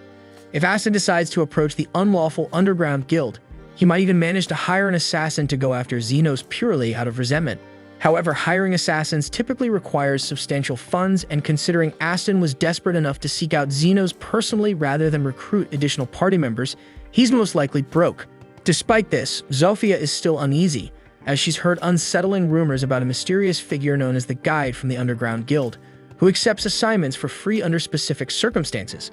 Thus, if Aston somehow convinces the Guide, it might spell serious danger for Xenos. Sometime later, Xenos finds himself unable to sleep because of all the tension caused by encountering Aston again, prompting Carmilla to come downstairs to keep him company for some reason, since she's concerned about him. While she's there, Carmilla asks Xenos if it's actually true that he learned healing magic in the slums, prompting Xenos to explain that he initially tried resurrecting a corpse, after which healing magic simply came to him naturally. Carmilla remarks that resurrection magic is forbidden, but in Xenos' defense, he genuinely had no damn idea about the ban when he first experimented with it. On the topic of forbidden magic, Carmilla remembers something resembling artificial life from her own lifetime. It occurred during the Demon Lord's reign, and he frequently waged war using golems animated by forbidden spells. Right at that moment, Xenos hears chaos erupting outside, so Carmilla volunteers to investigate, and to her shock, she witnesses a significant portion of the slums engulfed in flames as a rampaging golem wreaks havoc. But then it turns out Aston really was that petty because he actually tried to put a hit out on Xenos. But being flat out broke, he couldn't afford to hire a professional, so someone pointed him in the direction of the Guide instead. The Guide said he considered taking the job for free, but only after hearing the full story to see if it was even worth his damn time. Aston laid everything out, ranting in detail about what happened, and the Guide couldn't stop laughing. Aston was a pathetic, self-centered clown, and the whole thing was just sad. But still, the idea of targeting Xenos sounded like fun, and it gave the Guide a perfect excuse to test out one of his newest little creations. Back in the present, Xenos and Carmilla had just made it into the town, and up close, the scene looked way worse than they expected. Buildings were trashed, streets torn apart. That not long after, Linga, Lou, and Zofia showed up asking Xenos for help because the golem had seriously injured a lot of their people. Xenos asked if they had any clue where it came from, but they were just as lost. The only thing they'd seen was the golem coming from the far end of the slums, but that didn't explain anything. Hearing that made Xenos uneasy. If the creatures were coming from deep in the slums, the Underground Guild might have a hand in this mess, but now wasn't the time to speculate. So he turned to the others and told them to start gathering all the wounded in one place so he could begin healing. And once he was done with that, he swore he'd make whoever caused this disaster pay for it. Meanwhile, the Guide was observing the devastation from a comfortable distance, feeling quite pleased with the golem's capabilities, though he noted its speed left something to be desired. Still, for a first test run, it was more than capable of carrying out the mission. He didn't know much about Xenos yet, but he was itching to see how the Guide would react once his friends started dropping one after another right in front of him. Back inside the city, Linga, Lou, and Zofia rounded up their forces, ordering them to locate all survivors and bring them straight to Xenos. Once they had everyone accounted for, Xenos got ready to cast, but before he did, he warned Carmilla to step back to avoid being affected by the casting. He then fired off high heal across the entire zone, and within moments, people who were on the brink of death were back on their feet, and Xenos told them to evacuate the area as fast as they could. He then moved around personally, healing anyone who hadn't been caught in the main cast range. And yeah, he was pissed. Not only had he been dragged out of bed in the middle of the night, but he also had to heal literal crowds of injured people. And there wasn't even a guarantee he was getting paid for this crap. But one thing was certain, that whoever controlled that golem was going to answer for this. But so far, they still had no clue who was behind it or why the attack was even carried out. Back with the guide, and he's honestly shocked that Xenos managed to save every single injured person, because he was almost certain that at least a handful would die in the chaos. Just by watching, it was obvious that Xenos was a top-tier healer. But even with all that power, unless he shuts down the golem, the destruction's just going to keep piling up. Xenos had just wrapped up healing the wounded, and with the area finally cleared out, the golem was still out there wrecking everything in sight. Xenos looked at Carmilla and asked if there was even a small chance the thing would get bored and wander off, but she shot that down immediately. Golems are built to follow commands until the task is finished, and based on what they'd seen, this one had been told to tear the slums apart. It wasn't going to stop until everything was gone. What made it even worse was the fact that high-grade mana stones, the kind needed to make golem cores, were supposed to have been completely wiped out during the Great War. So by all logic, nobody should have access to something that rare anymore. Xenos had really been hoping to catch it break, but clearly that wasn't happening. He couldn't just stand around and let this thing keep trashing the place, so he had to take care of it now before the damage got any worse. Then the trio from Totally Spies stepped forward and offered to join him in the fight, but Xenos asked if they were sure, because he couldn't promise he'd be able to heal them mid-battle if things went sideways. They understood the risks, but they weren't backing down. This was their home too, and they weren't about to watch it get flattened. Xenos was glad to have them on board, but they couldn't charge in without a plan, so he turned to Carmilla and asked if she knew how to bring a golem down. She told him that unless they destroyed the mana stone powering the core, the damn thing would just keep getting back up no matter how much damage it took. That was bad news for Xenos, because he'd been hoping to sell the golem core later and make a little extra cash, but there was no other option. So he gave the order, hit the thing with everything they had, and he'd handle the support, so the girls didn't waste a second and rushed in. As they advanced, Xenos buffed them with an agility spell to boost their movement speed, and right before they engaged, he followed up with a strength enchantment, and that gave them just enough raw power to blow out one of the golem's legs completely. The heavy chunk of enchanted stone shattered, and the golem lost its balance, slamming into the ground. But the wind didn't last, because the moment it hit the dirt, its core lit up, and before anyone could even take a breath, the golem started regenerating again. The golem then backhands Linga so hard that she gets launched straight through 3 buildings before crashing to a stop. Realistically, she should have had every bone in her body broken from that hit, but thanks to Xenos and magic, she walked away without a scratch. It had been a long time since Xenos had been in an actual fight, so he was a bit out of shape, but that was quickly wearing off. You just had to remember 2 things. First, if he strayed too far from the group, his enhancement spells wouldn't reach them. Second, since healing, speed, and power buffs each had a different cast sequence, he couldn't activate them all together, so he'd need to rotate them in real time based on the flow of combat. After a few minutes, Xenos picked up on the fact that the golem didn't regenerate instantly. If they hit it hard enough all at once, it would stay down, at least for a bit. He then shouted for the girls to break both its legs, and once they did, the thing started toppling over again, but just as it was falling, something went wrong. Zafia suddenly yelled that there was a kid trapped inside one of the nearby houses, and the golem was going to crush her. Xenos tried to reach her, but she was too far. He couldn't throw a protection spell across that distance in time, so he sprinted toward her, hoping to pull her out, but he didn't make it, and the girl should have been dead. But then somehow, the golem stopped itself mid-fall and avoided hitting her. That wasn't normal, because golems weren't built to care, and according to Carmilla, they didn't have the cognitive ability to protect people, so something was clearly off about this one. Xenos scanned the construct, and there it was. Aston was trapped inside. The guide was genuinely caught off guard by how fast Xenos put the pieces together. Still, he didn't care, because Xenos knowing wouldn't change a damn thing. The mana crystal he used was flawed.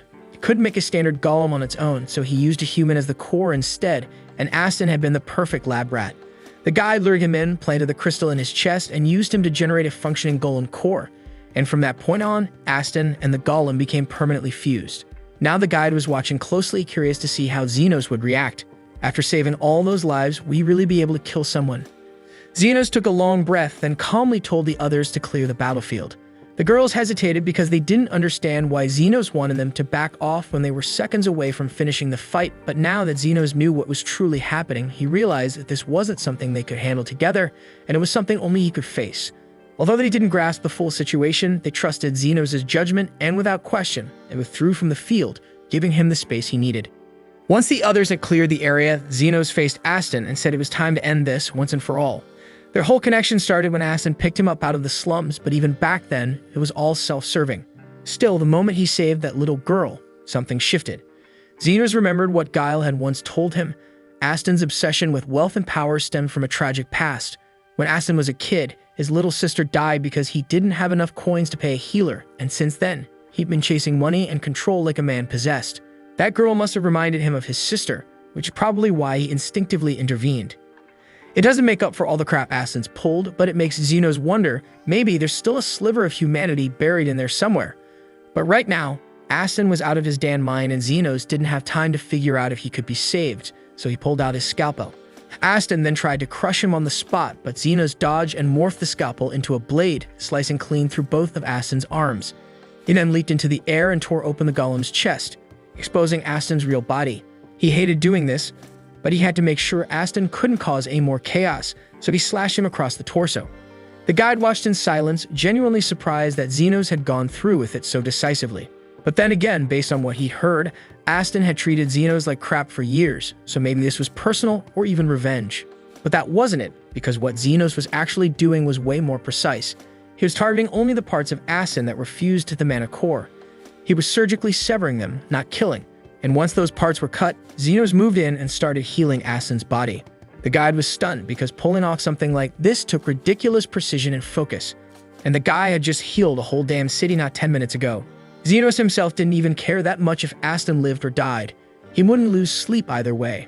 But somebody had to pay for the destruction, and he knew damn well Aston was too broke to pay for the damages himself.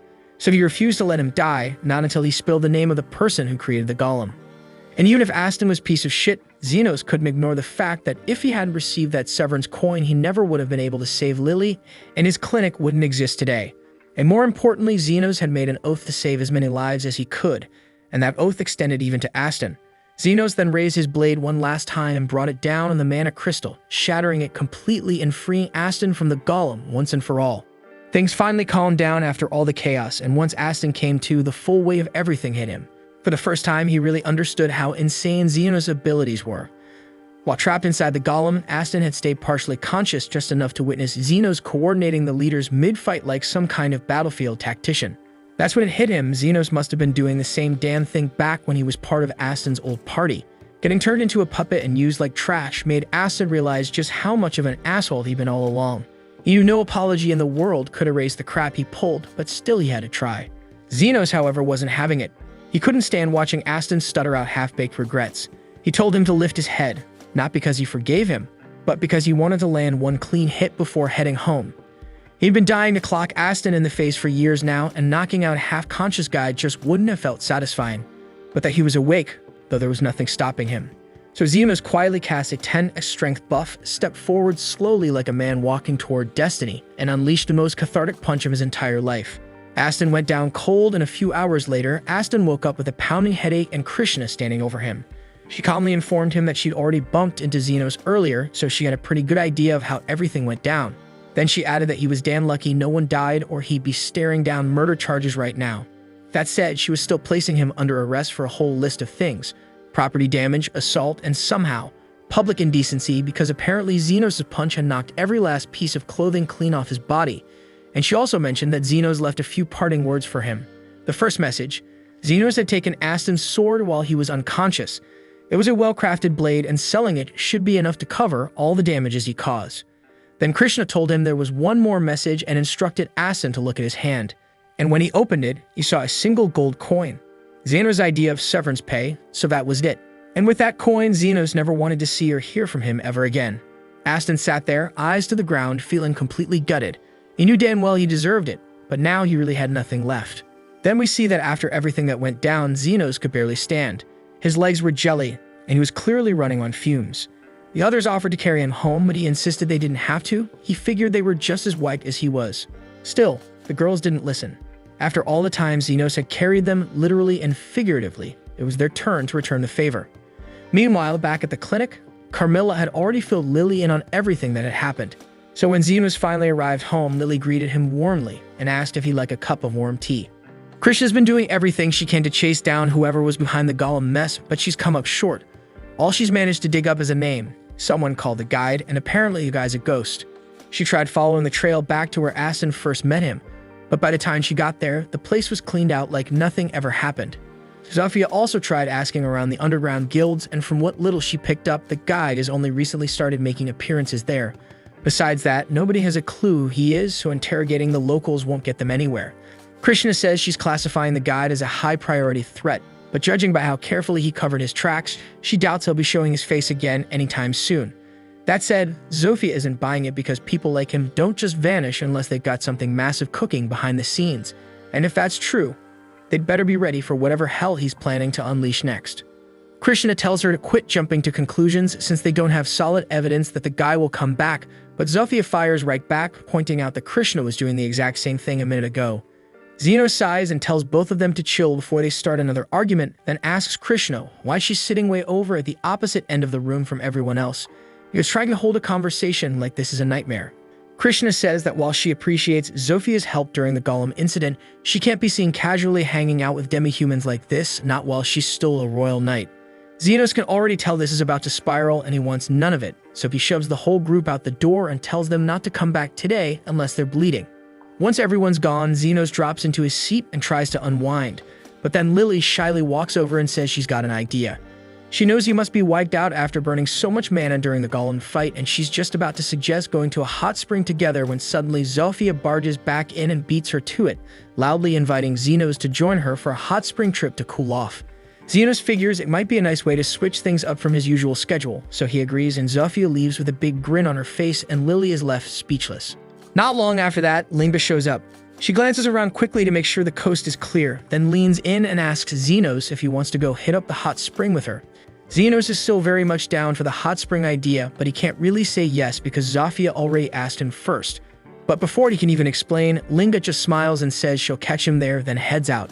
Moments after that, Lo arrives and Xenos doesn't even meet her to speak because he already knows exactly what she's about to say.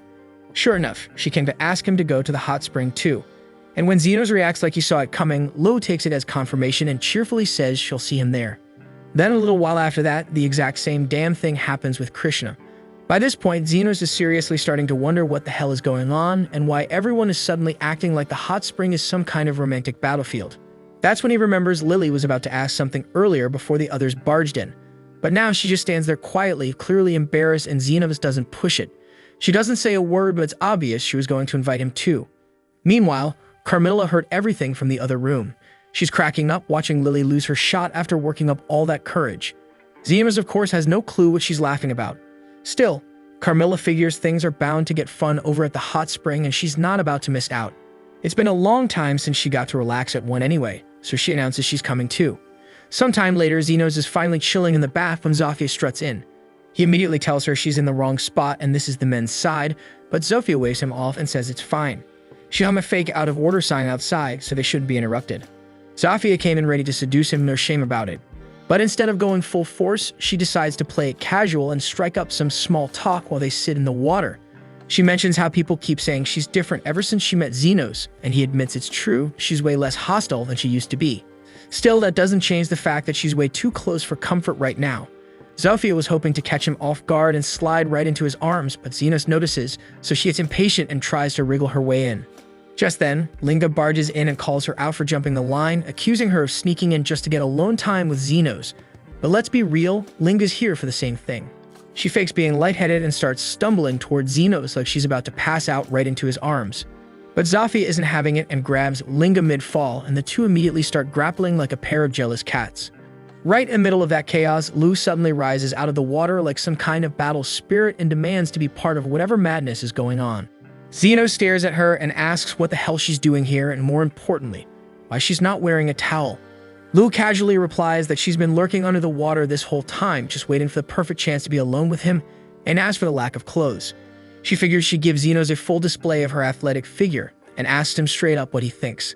Xenos squints, but the light behind her makes it impossible to see much. Not that it matters because the entire situation is insane. He just sits there, silently praying that they'll burn off all their energy fighting and leave him in peace. But then, of course, Krishna storms in next, furious and yelling at everyone for turning the men's bath into a circus. The others immediately clap back, pointing out that Krishna has no room to talk when she clearly showed up for the same reason. Krishna insists that's not the point, but now all four of them are arguing and fighting over Xenos, and his patience is shot. He finally snaps and shouts for all of them to get lost and head back to the women's bath. It's so loud that Yumin hears him from the other side. She's soaking in the women's bath and can't believe how bold some girls are sneaking into the guy's side like that, but all she can do is hope their drama doesn't mess up her vacation.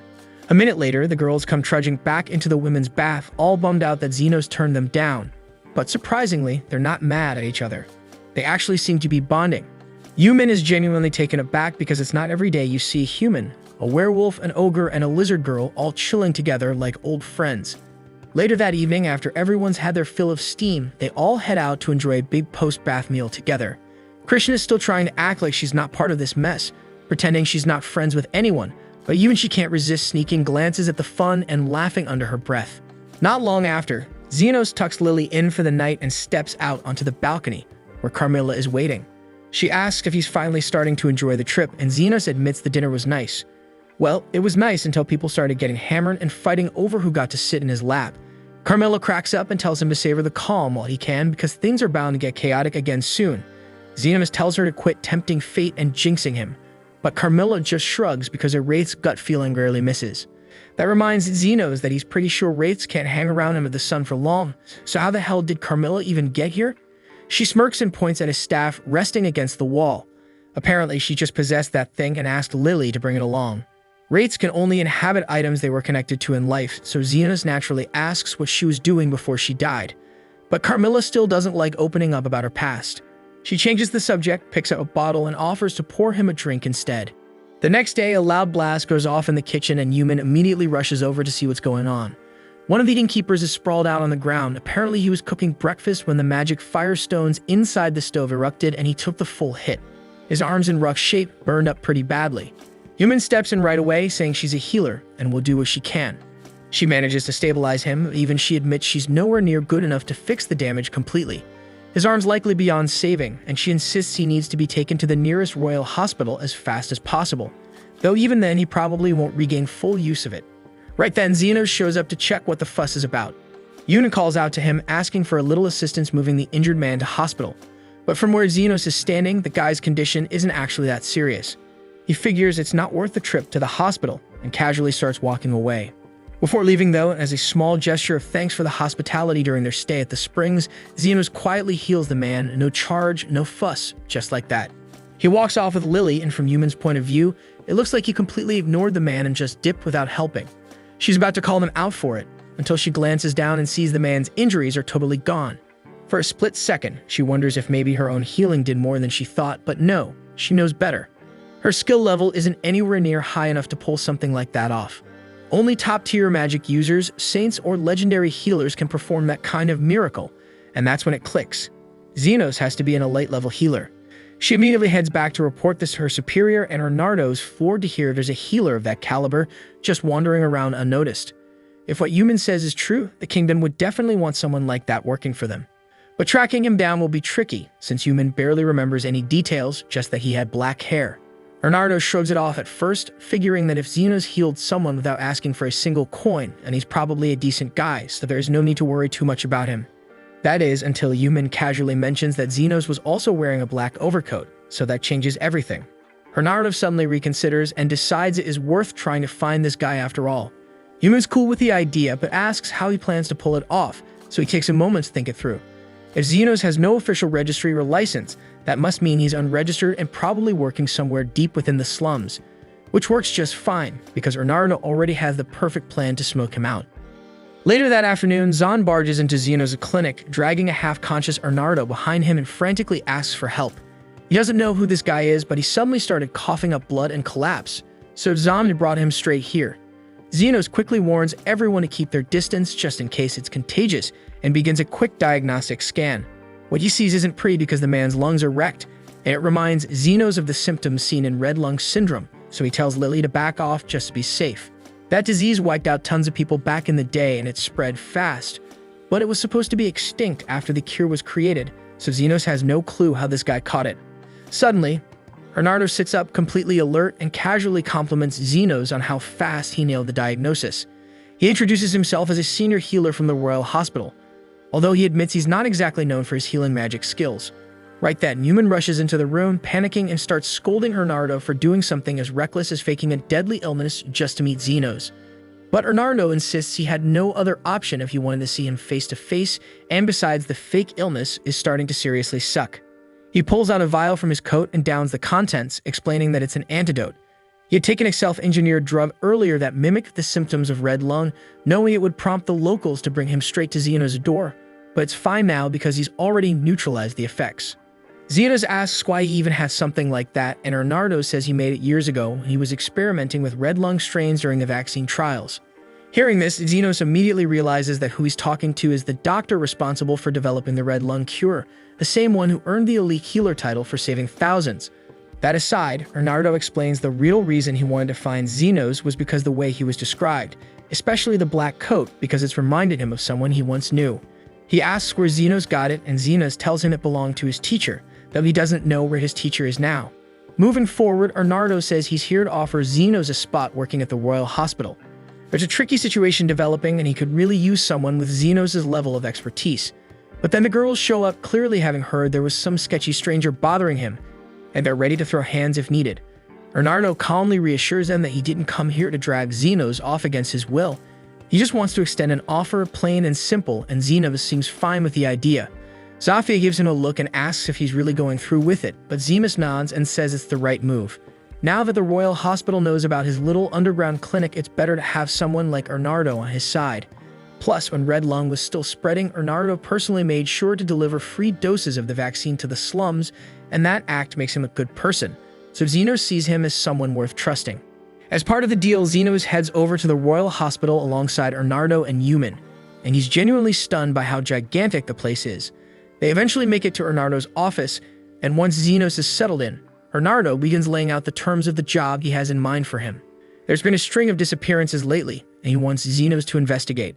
Xenos doesn't have a problem taking the job, but he points out that reconnaissance isn't really his strong suit, so he asks Bernardo if he's sure he wants someone like him handling this kind of work. Bernardo explains that as a newly appointed member of the Royal Hospital, Xenos will have access to several specialized programs, so gathering intel should be relatively easy. Still, Xenos is worried that if he attracts too much attention, someone might eventually uncover his identity. Bernardo tells him not to stress about it because he's already built a backstory for Xenos. From now on, if anyone asks, Xenos has just returned from studying abroad. Xenos isn't totally convinced that will fly, especially with other skilled healers around. But Bernardo says as long as he's vouching for him, no one's going to dig any deeper. After that, Yumin escorts Xenos to the hospital dorms where he'll be staying for the next few weeks, and to his surprise, he finds Lily already waiting for him. He immediately asks what she's doing here, and Yumin explains that Bernardo signed off on the paperwork to let Lily move in. According to hospital policy, healers are allowed to live with family members or spouses, so Lily teases that this makes her Xenos' wife now. But in truth, Yumin just listed her as Xenos' younger sister. She's the one who pushed for Lily to come here in the first place, since she figured Xenos would be more comfortable having someone familiar nearby, and honestly, he was nervous about leaving Lily behind, so he appreciates the gesture. Then, Yumin steps out to give Xenos time to settle in, but right after she leaves, Carmilla appears as well. Xenos understands why Lily's here, but he can't for the life of him figure out why Carmilla would come all the way to the capital. Not that she has much of a reason, she just enjoys messing with Xenos since crazy things tend to happen whenever he's around. Xenos points out that with all the healers in this building, she's risking getting exorcised if anyone spots her. But Carmilla doesn't seem even a little concerned because aside from Xenos, there really aren't many healers here powerful enough to exorcise her anyway. A little later, Xenos is sitting in the cafeteria with Yumin, and she asks how he's settling into the new place so far. Xenos says it's not too bad, but things are about to get hectic, and he still has no clue how to go about getting an official healing license. Yumin says she can walk him through the process since she knows how it works. First, you have to pass a healer aptitude test. If you do, you get accepted into the Royal Healing Academy. From there, it's years of brutal studying, and if you survive that shit, you can take the final exam to earn your healer license. That sounds like a nightmare, so Xenos can't believe there are people actually willing to go through all that. But Yumin says that's just the beginning. Once you're licensed, you'll need to take another round of exams if you want to become an adventurer or work under military contracts. There are even more requirements if you want to move up through the healer ranks. Most folks in this facility are here to do research or level up their academic standing, but all of it just sounds like way too much for Xenos. He cuts her off and asks her to just skip to the part about the missing people. Yumin explains that one of the people who vanished was named Afred, and he was a top-level healer and a researcher. The guy was known for being gentle and brilliant when it came to medicine, and even Bernardo told her that Alfred played a big role in developing the cure for the red lung disease. Zenos thinks Alfred sounds like someone worth saving, but he still doesn't know much about the situation, so he asks if there are any leads. Right then, the cafeteria doors swing open and Goldrin walks in. Zenos asks who that guy is, and Yuman tells him that's the vice director of the Royal Hospital, also a Class 7 advanced healer. Zenos has no idea what Class 7 means, so Yuman breaks it down. Healers are ranked in 3 tiers: beginner, advanced, and elite, and each tier has 7 levels, so the level 7 advanced healer is the highest point you can reach before hitting elite status.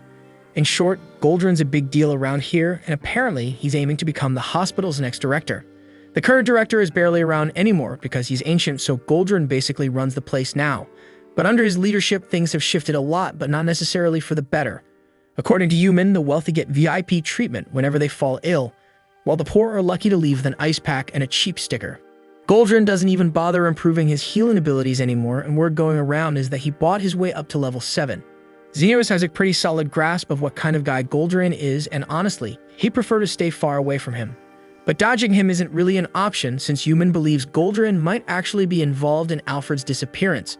Goldrin's known for pulling in every skilled healer he can find to boost his image, and Alfred was one of those standout talents. Zenos asks if Goldrin has ever made a public statement about Alfred vanishing, but apparently he denied having anything to do with it. Zenos gets what needs to be done, but the question is, how the hell is he supposed to get close to someone that high up the ladder? But Yuman says not to stress about it. If Zenos shows off his insane healing skills during one of the hospital's programs, and Goldrin's bound to notice him sooner or later. Zenos knows he's good, but he's never actually gone head-to-head with other healers before, so he has no idea how he stacks up, but he's willing to give it a shot. Right then, one of Yuman's colleagues called Crescent strolls over and asks why she's hiding out in the corner without him. Yuman tells him she's allowed to eat wherever she wants, but Crescent takes it the wrong way and assumes she's just teasing him.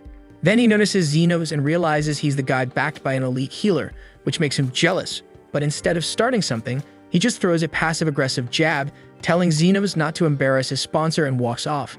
Zenos turns to Yuman, asking what that was about.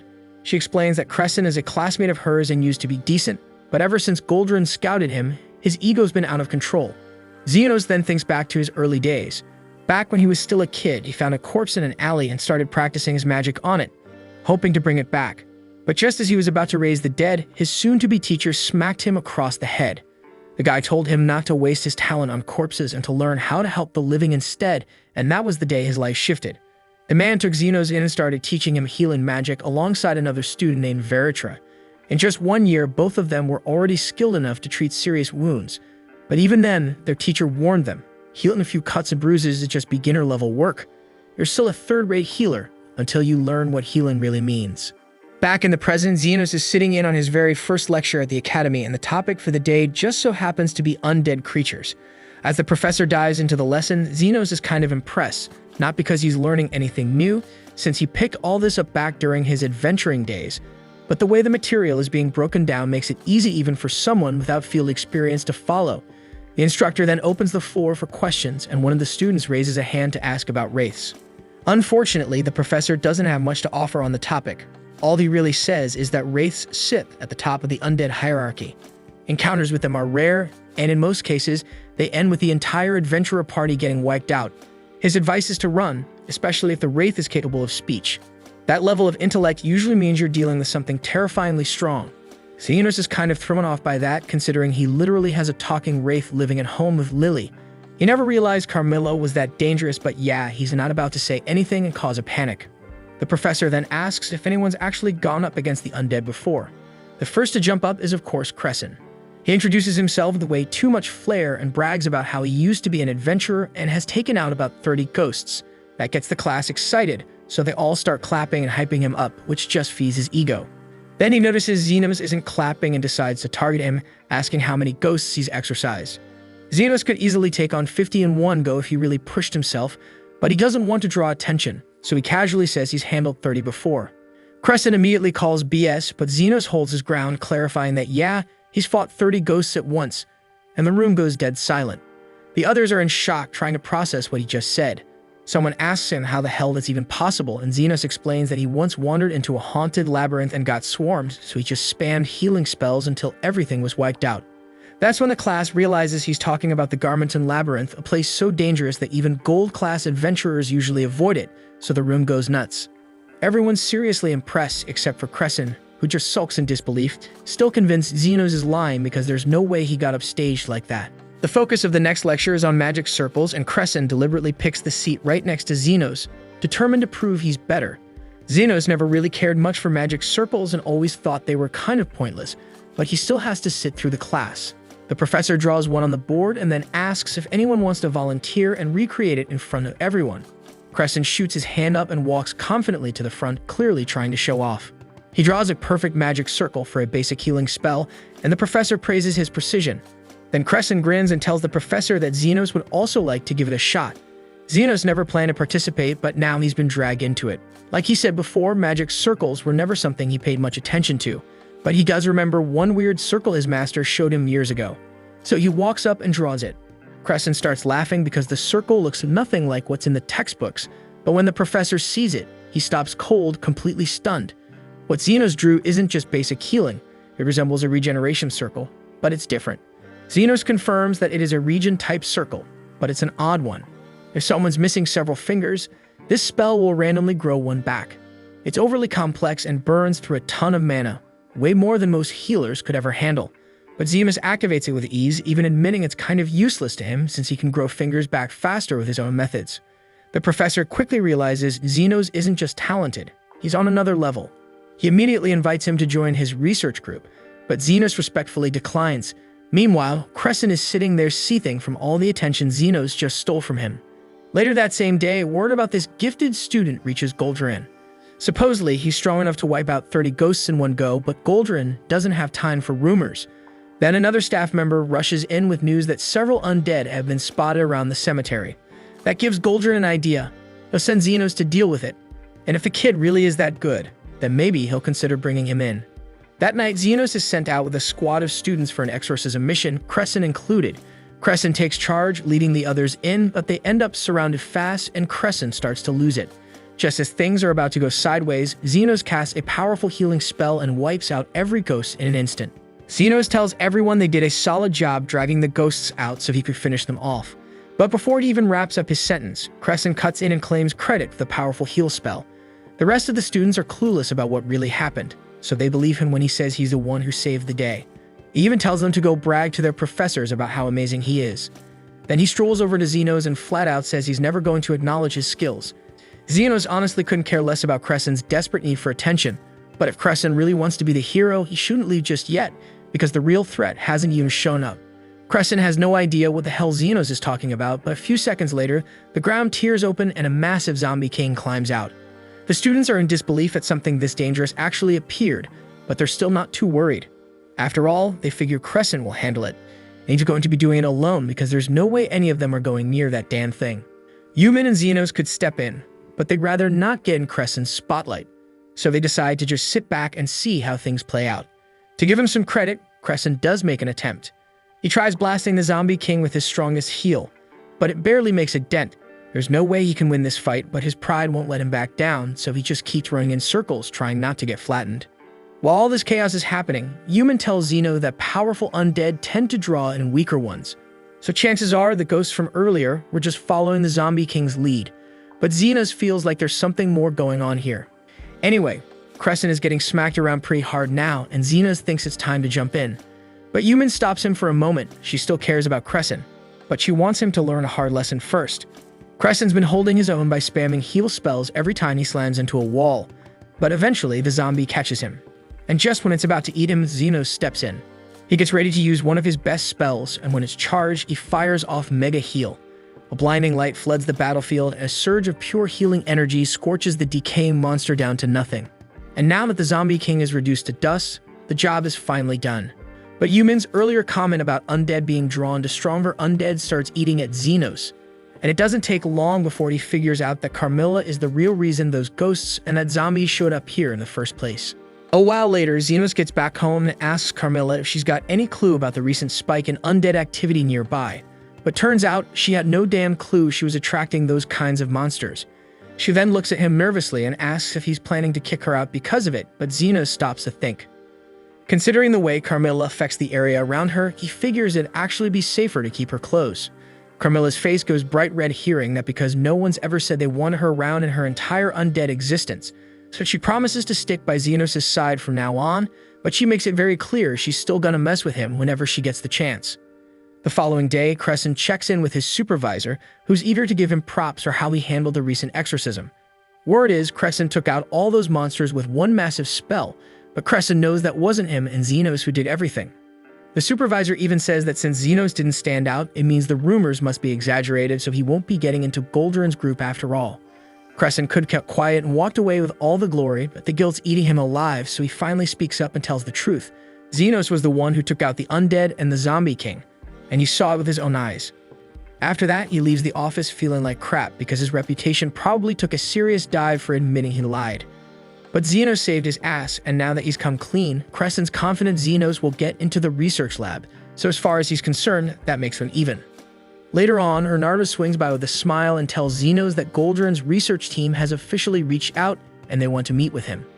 Xenos is glad to hear it, but he's also a little shocked since he figured Crescent would have taken credit for everything. Still, it means he's cleared the first hurdle in getting close to Goldrin, which is a big step. Bernardo tells him not to celebrate yet because there's still an interview with the professor, and that's going to be a whole other challenge. Xenos doesn't get why there are so many hoops to jump through just to join a research faction, but Bernardo explains that Goldrin's got a lot of influence and he's picky about who he brings in. Xenos then asks why Goldrin has that much pull to begin with. If he's just another advanced healer, shouldn't someone like Bernardo, whose rank even higher, be the one with more clout? Bernardo laughs and says titles don't always mean much when it comes to real power, especially in his case, since he earned his rank from breakthroughs in drug research, not political strength.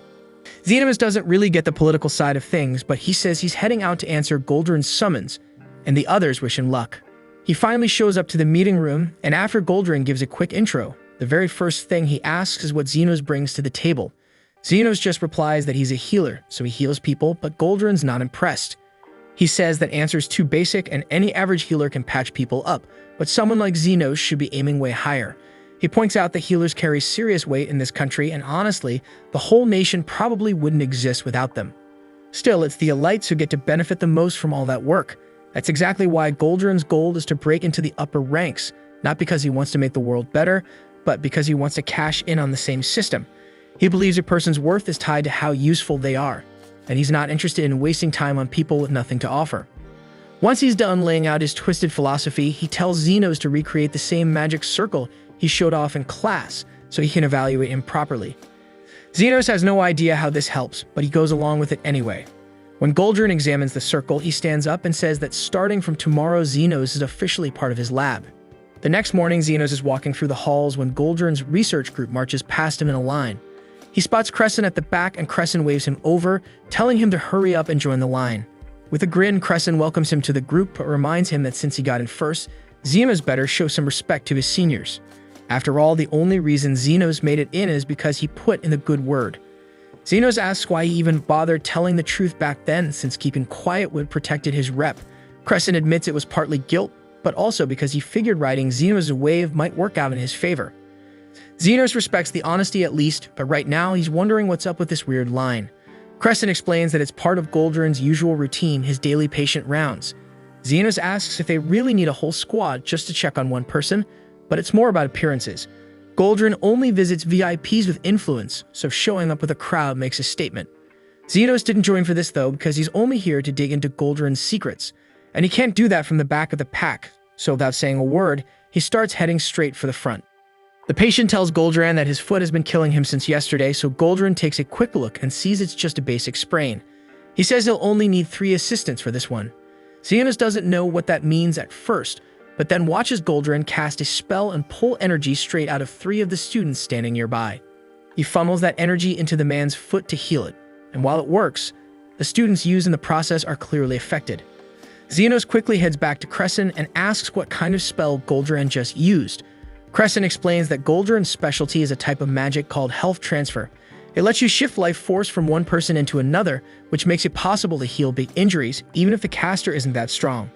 So if someone's hurt, you can basically donate vitality from other people to speed up their recovery. For more severe wounds, the spell needs a lot more life energy, so they usually spread the cost out among multiple people, and the usual downside is just a bit of fatigue. Xenos finds that pretty fascinating, and it definitely explains why Goldrin surrounds himself with so many healers. But Crescent tells him that's not the full story. There's word going around that director Shalbard might be stepping down soon, and Goldrin is already trying to lock in votes for the next leadership race. Xenos thanks him for the info, and while they're talking, he decides to ask if Crescent's ever heard of a guy named Fred. Crescent nods and says he knows the guy, but he never really liked him. Fred got invited to one of Goldrin's fancy dinner parties and then just vanished. Xenos asks what kind of party that even is, and Crescent says Goldrin throws these exclusive dinners for his top-tier subordinates, and it's a big deal to get invited. But after that night, no one's seen or heard from Fred again. Xenos later fills Bernardo in on everything, thinking this might be enough.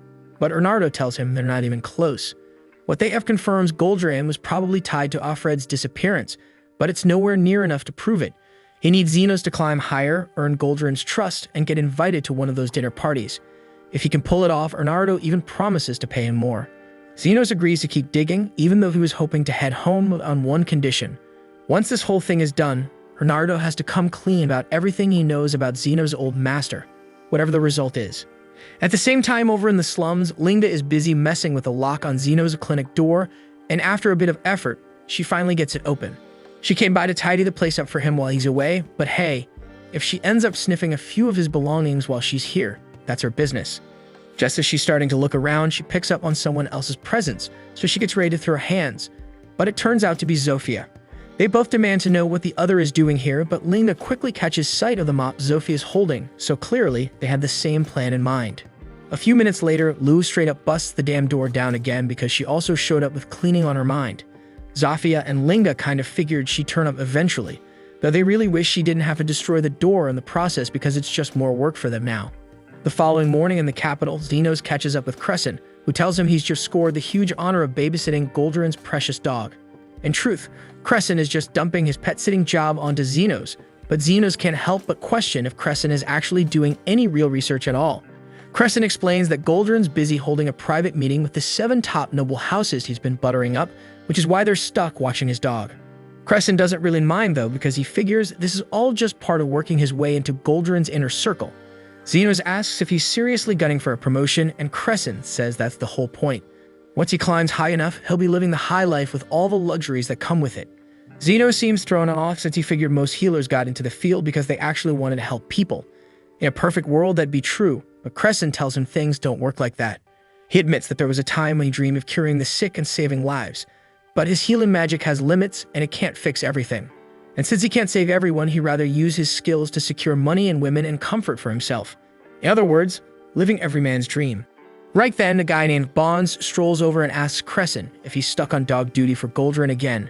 Crescent brushes it off, saying he's just doing what he's got to do, but Bonds doesn't buy it. He tells him it's gonna take way more than brown-nosing Goldrin if he actually wants to move up in life. After tossing that bit of wisdom, he walks off and Xenos turns to ask who the hell that was. Crescent says Bonds is Goldrin's first secretary, but Xenos finds it hard to believe someone that reckless could even hold a position like that. Crescent gets the reaction, but apparently Bonds landed the position thanks to being an old buddy of Goldrin's, so now he just coasts by without doing much of anything. Right on cue, Bonds suddenly yells out Crescent's name, probably because he overheard him talking smack, and without warning, he hurls a bottle straight at him. Lucky for Crescent, Bonds is too drunk to hit the broadside of a barn, so the bottle completely misses him. But it crashes right next to Goldrin's dog and spooks her so bad she bolts. Crescent panics because if he loses Madam Milk, he might as well start digging his own grave, and Goldrin would absolutely murder him. He dashes after her, but the moment Milk rushes into the road, a carriage flies by and bam, she gets hit. Crescent rushes over and immediately tries to heal her. He throws a high-tier healing spell at her injuries, but even after all that, Milk is still squashed like a meat pie. Xenos checks her out and tells him not to panic because he stopped the bleeding, so she'll live, but Crescent is losing it because that's not enough. Even if she survives, she's going to have scars, and the only reason Goldrin loves this dog is because of how perfectly fluffy and flawless she is. So if he sees her like this, Crescent's finished. Xenos doesn't want the guy to get screwed over, so he raises his hand and starts working his own healing magic on Milk. Crescent tries to stop him, saying it's a waste of time. Sure, Xenos has insane power because he did wipe out a zombie king after all, but this kind of healing takes serious skill, and regenerating skin without leaving a mark is something only top-level healers can do. But while Crescen's busy running his mouth, Xenos is already finished. Milk's totally fine, no bruises, no cuts. Hell, even her ribs are as good as new. She's basically perfect again, like nothing ever happened. And Xenos just tells him she should still take it easy for the rest of the day. A while later, Xenos heads back home and finds Yumin already there waiting for him. He asks if something's up, and she says she just wanted to see if he'd take a walk with her. Xenos didn't expect that, but he agrees, and once they're out in the woods, he asks if there's something on her mind. She turns toward him and says she wants to apologize because if she wasn't so useless, maybe she could have caught Goldrin's eye, and then Xenos wouldn't be stuck in this mess. Xenos tells her she doesn't owe him any apology since Bernardo's already compensating him, and honestly, if it wasn't for this whole setup, he wouldn't have even gotten through the gates of the Royal Hospital, let alone gotten a shot at digging into his master's past. There's a lot for him to gain, so he makes it clear she shouldn't blame herself for any of this. Yumin's relieved to hear that, but since he brought it up, she realizes she doesn't know much about this master he always talks about, so she asks what kind of guy he was. Xenos says he's not totally sure because his master was kinda sketchy, to be fair. But the man did teach him to read and write and shared a ton about magic and the world, so honestly, Xenos owes the guy everything. Yumin says that sounds a lot like her and Bernardo because when she first started out as a healer, he took her under his wing and passed down all kinds of research knowledge. That said, Bernardo's obsession with his work got so out of hand that his girlfriend ended up leaving him, and ever since, Yumin's been the one looking after him.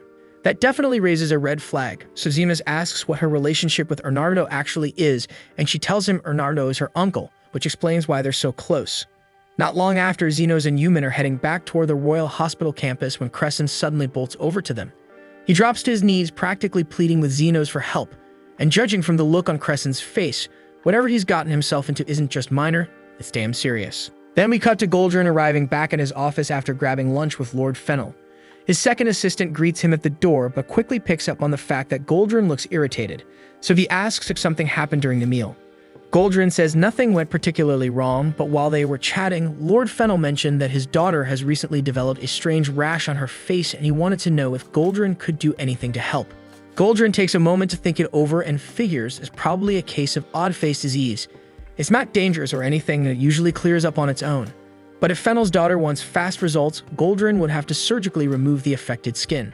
The problem is that kind of operation would leave a large scar, and there's no way someone like her would be okay with that.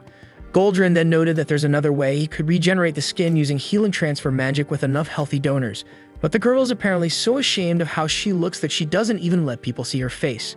At best, Goldrin might be able to bring in 1 or 2 assistants to help, but that's likely all she'll allow. The whole thing is clearly weighing on Lord Fennel, so Goldrin decides to take his mind off it by visiting his beloved dog, Madame Milk. But while heading to her room, he walks past Bonds, who offhandedly jokes that Milk got hit by a carriage not too long ago. Goldrin instantly blows up, assuming Bonds had something to do with it. But Bonds tells him to relax because the dog sitter who was out with Milk used healing magic on her, so she's fine now. Still skeptical, Goldrin lets it slide for the moment and rushes to check on Milk himself. And to his shock, Milk actually is okay. She seems a bit tired but has no visible injuries or even a scratch on her, and that makes Goldrin stunned because he didn't expect someone could heal wounds so thoroughly that not even a scar remains. And since he left Crescent in charge of watching over Milk, he assumes Crescent must be the one responsible for this flawless healing job. Which brings us back to Crescent's crisis. Goldrin has tasked him with healing Lord Fennel's daughter, but Crescent knows he's not up to the job. He explains to Xenos that she's come down with a case of odd face, but Xenos doesn't think it's a big deal since the condition isn't dangerous and clears up naturally over time. Crescent agrees but points out that Fennel's daughter is refusing to show her face at public gatherings while it looks like this, so something has to be done fast. Xenos wonders why they don't just slice out the infected area, but Crescent explains the infection runs too deep. So cutting it out would leave a massive scar across her face, and if he's the one responsible for disfiguring the daughter of one of the 7 most influential nobles, he's finished.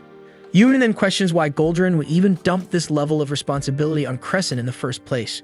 Crescent says it's because Goldrin heard about the situation with Madame Milk and thinks Crescent is the one who performed the healing. Yumin tells him to just come clean and admit it was actually Xenos who healed her, but Crescent is terrified that if Goldrin finds out he took credit for Xenos' work again, he'll be kicked out without hesitation. That's why he's begging Xenos to help him pull this off without fail. Right then, Lily arrives with some tea for the group and introduces herself as Xeno's younger sister. Crescent is totally taken aback because he had no idea Xenos had such an adorable little sister. Lily happily accepts the compliment but quickly adds that she already belongs to Xenos, so no matter how sweet Crescent is, she's off limits. That's not at all what Crescent meant when he praised her, so he tells her that since he and Xenos are already pretty close, that practically makes him family, meaning she's his little sister too. But Xenos comments that he doesn't recall ever agreeing to that big brother relationship. The following day, Goldrin brings Crescent to Lord Fennel's estate, and Crescent brings Xenos along with him. But as soon as Fennel greets them, he looks visibly distressed. He explains that there's been a complication. His daughter Charlotte is now refusing to allow any kind of procedure. Charlotte says she's terrified of ruining her looks and no longer wants to take any risk of being scarred. Still, Fennel is confident that Goldrin can find a way to treat her without harming her appearance and pleads with him to help persuade her. Goldrin agrees to try convincing her, so they all head over to Charlotte's room to have a talk. Fennel goes first, reassuring his daughter that the surgery will go just fine and that she can believe him because he's always been honest with her. But Charlotte quickly brings up the time he promised to buy her a fox fur coat for her birthday and didn't follow through. That mess wasn't entirely Fennel's fault, but it's still a broken promise, and now there's not much else he can say to win her over. Next up, Goldrin steps in and tells Charlotte that he's a doctor from the Royal Hospital and she has nothing to worry about because he'll handle the operation himself. But Charlotte isn't buying that shit because she's convinced someone might have paid him off to purposely mess up her face. While Fennel and Goldrin keep going back and forth trying to assure her that the whole thing is safe, Crescent starts drifting off into wild thoughts. He's imagining that if he's the one who fixes her face, maybe Charlotte will fall head over heels for him, and Xenos can't even be bothered to shoot that dream down. Crescent then asks Lord Fennel if he can say a few words to Charlotte, and once he gets the go-ahead, he introduces himself as one of Goldrin's aides. But before he can say anything else, Charlotte immediately shuts him down. She tells him his voice is irritating and he's got no business talking to her. Since none of the others made any progress, Goldrin turns to Xenos and asks him to try instead. Xenos nods and walks up to her door, ready to give it a go. He calmly introduces himself as one of the assistants, and right as Charlotte's about to cut him off, Xenos jumps in first. He tells her he just wants a quick word about the operation. If she doesn't want to do it, that's fine. Honestly, who wouldn't be nervous about getting their face sliced open? And besides, the odd face thing isn't fatal. It just means she'll eventually be stuck with a big mole on the side of her face that makes her look like an old granny. That's all he came to say, so he turns around ready to leave. But Charlotte calls out for him to stop. Turns out the idea of looking like an old lady shook her up enough to change her mind. She agrees to let everyone come in and asks if what Xeno said was really true. Crescent tries to explain, but before he even gets a word out, she cuts him off again, telling him to shut his damn mouth because she still can't bear the thought of his toxic breath polluting the air. Goldrin chimes in and tells Charlotte that in past odd face cases, after about a month, the condition morphs into mole-like growths shaped like an old woman's face. That image terrifies Charlotte, so she desperately asks Goldrin if there's any way to stop that from happening. Goldrin explains that sadly the only way to erase the mark is through surgery, but Charlotte still refuses because she's terrified it might not go well. Fennel gently reminds her that if they just sit around doing nothing, the mark will only keep spreading. That's why she needs to put her trust in Goldrin and let him handle it. She asks if he can give her his word that she won't be left with any scars, but Goldrin admits he can't make that kind of promise because actually he's not the one performing the actual operation. Hearing that, Charlotte bolts, yelling that she won't agree to anything unless someone can give her a 100% guarantee that it won't mess up her face. Sometime later, Xenos finds Charlotte out on the veranda attached to her room. She seems to love birds since there's a whole group of them nearby, but Xenos quickly notices one of the birds looks injured. Charlotte tells him she found it in the garden not too long ago, and with how bad the injury looks, it'll probably never be able to fly again, just like her. With her face messed up, she can't show up at parties or go out dancing anymore, so pretty soon, no one will even remember her. Xenos calmly asks if she actually wants to get better. Charlotte shouts that of course she does, but she also refuses to end up with scars, so we should just stop bringing it up. What she doesn't notice is that while she's busy yelling, Xenos has already healed the bird's wing, and it's now flying around like nothing ever happened. Charlotte's stunned by how effortlessly Xenos fixed the bird, but Xenos tells her he can do the same for her. Whether someone's a noble, a commoner, or just a regular citizen, if they need help, he'll step in because that's what being a healer means to him. Hearing this, Charlotte finally believes that Xenos actually knows what he's doing, so she chooses to trust him and agrees to the operation. Once Charlotte is sedated, Fennel steps out of the room and tells Goldrin to take care of everything. But Goldrin has no intention of lifting a finger himself because he's already dumped the whole procedure on Xenos and Crescent. That said, he fully plans to take all the glory, so he warns Crescent not to screw it up. Zenos can clearly see Crescent starting to freak out, so he tells him he'll handle the entire operation if needed. Crescent appreciates that, but asks if Zenos has ever done something like this before. Technically, Zenos has performed this kind of surgery, though it was years ago when he was still a damn kid. Still, that gives him way more experience than Crescent, and he's just about to step in as the lead surgeon when Goldrin walks up and insists Crescent do the job himself. So that means Zenos is stuck as the assistant. With shaky hands, Crescent picks up the scalpel and tries to get started, but he's trembling all over. He studied this kind of surgery during his time at the hospital, so he sticks to the standard procedure, but Zenos tells him to hold on a second while he does a quick body scan. Crescent doesn't even know what that means, so Zenos explains that he just took a peek inside Charlotte's body and located every single wart root, so that way, Crescent doesn't have to cut at random. Thanks to Zenos' guidance, the operation is going smoothly, up until the last root. That's when Crescent spots something terrible. The final root is entwined around Charlotte's facial nerve. Cutting it would mean slicing into the nerve, which would permanently change her face. Nerve repair is incredibly complex, so Crescent suggests they stop and transfer Charlotte to the Royal Hospital, where she could be treated properly. But Goldrin couldn't care less about damn proper care because all he cares about is his reputation. He swore to Fennel that he removed Charlotte's odd face marks, but doing that now would mean damaging her nerves and leaving her face disfigured. A decent doctor would have respected Crescent's warning and chosen the safer route. But Goldrin's a selfish coward, so he grabs Crescent's hand and forces him to cut the final root, nerve and all. Then he starts shouting, pretending that Crescent did it of his own accord, while Crescent stands there, stunned and speechless like a little mouse. Fennel bursts nears the room the moment he hears Goldrin shouting, only for Goldrin to immediately start blaming Crescent, loudly declaring that his useless assistant just sliced through Charlotte's facial nerves and left her permanently disfigured. A claim like that would absolutely destroy Crescent's future, and Goldrin couldn't care less. But Zenos isn't about to let that slide, not after Charlotte personally asked for his help. So he steps up and tells Fennel not to listen to Goldrin's nonsense, saying that a severed nerve is no big deal. Then, clearly fed up with just standing around, he shoves past Goldrin, whips out his scalpel, and carefully removes the last root himself. Right after, he uses his magic to completely restore Charlotte's nerves like nothing ever happened. A few hours later, Charlotte wakes up in bed with her father at her side. He's relieved to see her okay, but before she wants any hugs or reassurance, she needs to see her face. She grabs a mirror, and the second she sees her reflection, she breaks down crying, happy that the blemishes are gone. As far as Fennel knows, Goldrin was the one who performed the procedure, since he took all the credit before hurrying off, claiming he had urgent business related to the hospital elections. In return, Fennel pledged his full backing in that race. But Charlotte isn't buying the hero act. She remembers hearing Zenos' voice during the operation, gently reassuring her that everything would be fine. So deep down, she knows it was Zenos who truly saved her, and she'll always be grateful for that. Later that day, Zenos helps Yuman haul a bunch of bottles out of Renardo's lab. Yuman says they're part of Renardo's latest batch of potions, but she has zero clue what any of them are supposed to do. While they're in the storage room, Crescent comes dashing in with big news. Both he and Zenos have been invited to one of Goldrin's exclusive dinner parties. It sounds like a major opportunity, but Yuman notices that Crescent doesn't seem all that thrilled. He claims to be excited, but truthfully, he's a bit uneasy about dealing with Goldrin again and after what happened. Still, it might open some important doors for him, so he decides to go anyway. The party's happening tonight, and Crescent tells Zenos he'll catch up with him downstairs in the hall.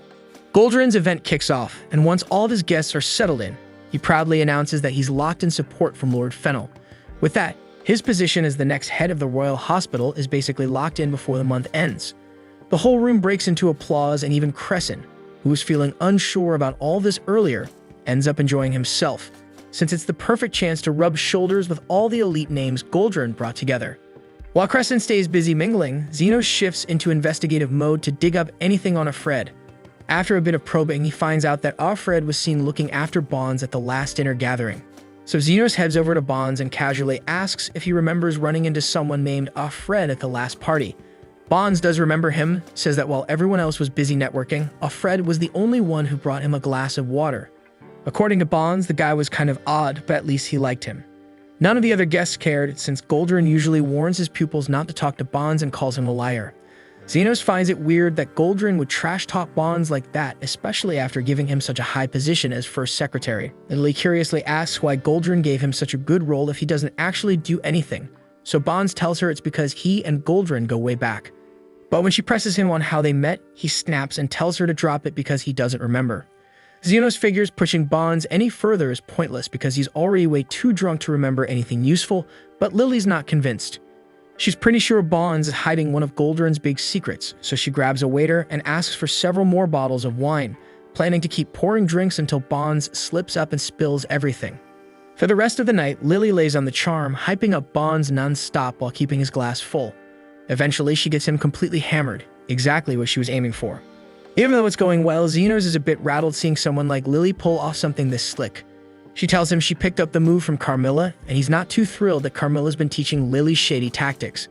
But regardless, it works, so he leans in and asks Bonds directly if he knows what happened to Fred after their last encounter.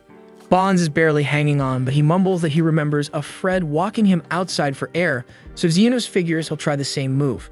Maybe if they retrace those steps, Bonds might start opening up again. He helps guide the stumbling drunk toward the garden, hoping the fresh air will spark some memory. But on the way out, Bonds stumbles and drops his wine bottle. Instead of getting mad, he just starts cracking up, rambling about the old days. He's so out of it, he mistakes Xenos for Goldrin, and suddenly he starts going off about a moment that apparently changed everything 13 years ago. Xenos decides to just roll with it and pretends to be Goldrin, hoping Bonds keeps spilling the good stuff. Bonds begins talking about how Goldrin used to be a researcher whose project had hit a brick wall, until one day an explosion turned everything around. After that, with Lord Fennel backing him, Goldrin managed to land a position as a professor at the Royal Hospital, and now he's on the verge of snagging the director's seat. But before Bonds can spill anything else, he passes out right there on the ground. Xenos lets out a quiet sigh because he was so close to hearing something major, but now that Bonds is out, there's no way to push further. So he turns to Lily and says he's gonna leave Bonds with a caretaker, and they should go rest up a bit. Lily asks if that means they're wrapping up the info hunt, but Xenos shakes his head because he knows they're still missing something big. That's when Carmilla suddenly pops out from behind the couch, catching Xenos totally off guard. He can't believe she's here, especially in a room crawling with healers, but Carmilla just grins and says that chaos is way more fun when it's risky. Turns out, she overheard most of Bond's drunken rant and thinks she might have a lead on whatever he was babbling about. Elsewhere deep in the slums, things are looking grim. Zafia and the crew are starting to feel the weight of Xenos' absence. Usually, they'd be bickering about who gets the privilege to be here, but with Xenos gone, there's no point in fighting. It's just a waiting game now. Suddenly, one of Zofia's men bursts in, clearly freaked out because something horrible just happened. Apparently, Zond and a few others were helping out on a construction job when a support beam came crashing down and impaled Zond straight through the stomach. The guy giving the report is drenched in blood, and Zafia doesn't need to ask how bad it is because she can already tell. And with Xenos still missing, waiting for him to show up isn't an option. So if they want Zond to live, they've got to act fast. Lega says they should rush Zond over to Xenos immediately, but Zafia remembers that Xenos is currently undercover at the Royal Hospital, and showing up there could blow his whole cover. Still, both Linga and Lu argue that if Xenos came back and found out someone died while he was gone, that would hit him harder than any blown mission. At the same time at the Royal Hospital, Carmilla shares a little gossip she picked up while snooping around campus.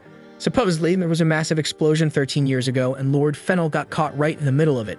But somehow, despite how destructive it was, Fennel walked away without a scratch, and from that day on he's been loyal to Goldrin. When a powerful noble suddenly owes their life to a healer after a disaster, most people assume that healer saved their life. But based on how bad that explosion supposedly was, Fennel should have needed a complete rebuild from head to toe. Xenos then points out that full-body healing is doable as long as the person's heart is still ticking. But while he might be capable of pulling that off, there's no shot Goldrin had the skills to do it, so Lily thinks someone else had to be the real savior. She believes another healer must have stepped in and patched up Fennel. But before Fennel woke up, the healer left the scene. Goldrin probably jumped in, claimed all the credit, and used that moment to get Fennel in his pocket and boost his way through the hospital ranks. Lily also figures that Bonds must have witnessed everything and has been blackmailing Goldrin with it. And when Fred was looking after Bonds at the last party, maybe Bonds let something slip. That might explain why Fred vanished, afraid Goldrin would come after him. Just then, Crescent walks in, saying he's been hunting all over for Lily. He just finished chatting with some big-name guests and wanted to introduce her, thinking it'd be good networking. But Lily brushes him off, saying she couldn't care less about politics and would rather stick with Xenos. Still, since Crescent won't back off, she agrees to tag along for now. After Lily heads off, Carmilla leans in and asks Xenos if he's considered the other possibility behind the explosion. Sure, Lily's theory makes a lot of sense, but based on how Carmilla described the blast, there's no way Fennel was the only one caught in it. A whole crowd must have gotten hit, yet somehow the only survivor just so happened to be the exact noble Goldrin needed on his side. Now toss in the fact that Goldrin knows how to do life force transfers and the pieces start clicking. Goldrin likely drained all the wounded, funneling their energy into Fennel, which means he basically sacrificed a bunch of people just to save one. Technically, under this kingdom's law, that wouldn't even count as a major offense. Still, Xenos hates the idea of throwing away lives like that. And considering the details, it's possible if Fred found out the truth and vanished to stay off Goldrin's radar.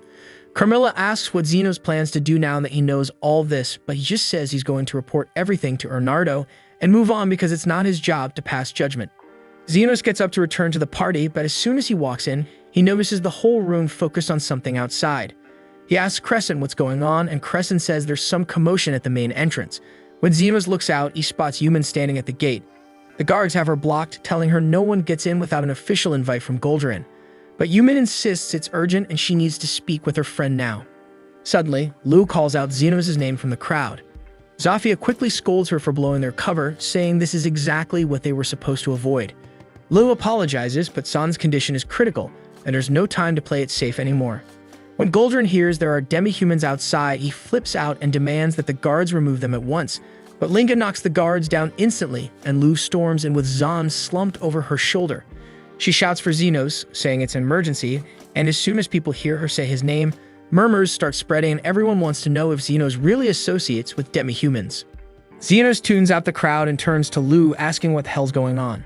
She tells him Zong was seriously injured in a construction mishap. They rushed to the hospital dorms looking for Xenos, but instead bumped into Yumin. And after laying everything out for her, she let them know that Xenos was actually here. Goldrin storms over and demands to know what Xenos is doing associating with demi-humans. Xenos brushes him off and tells the others he's heading out to help.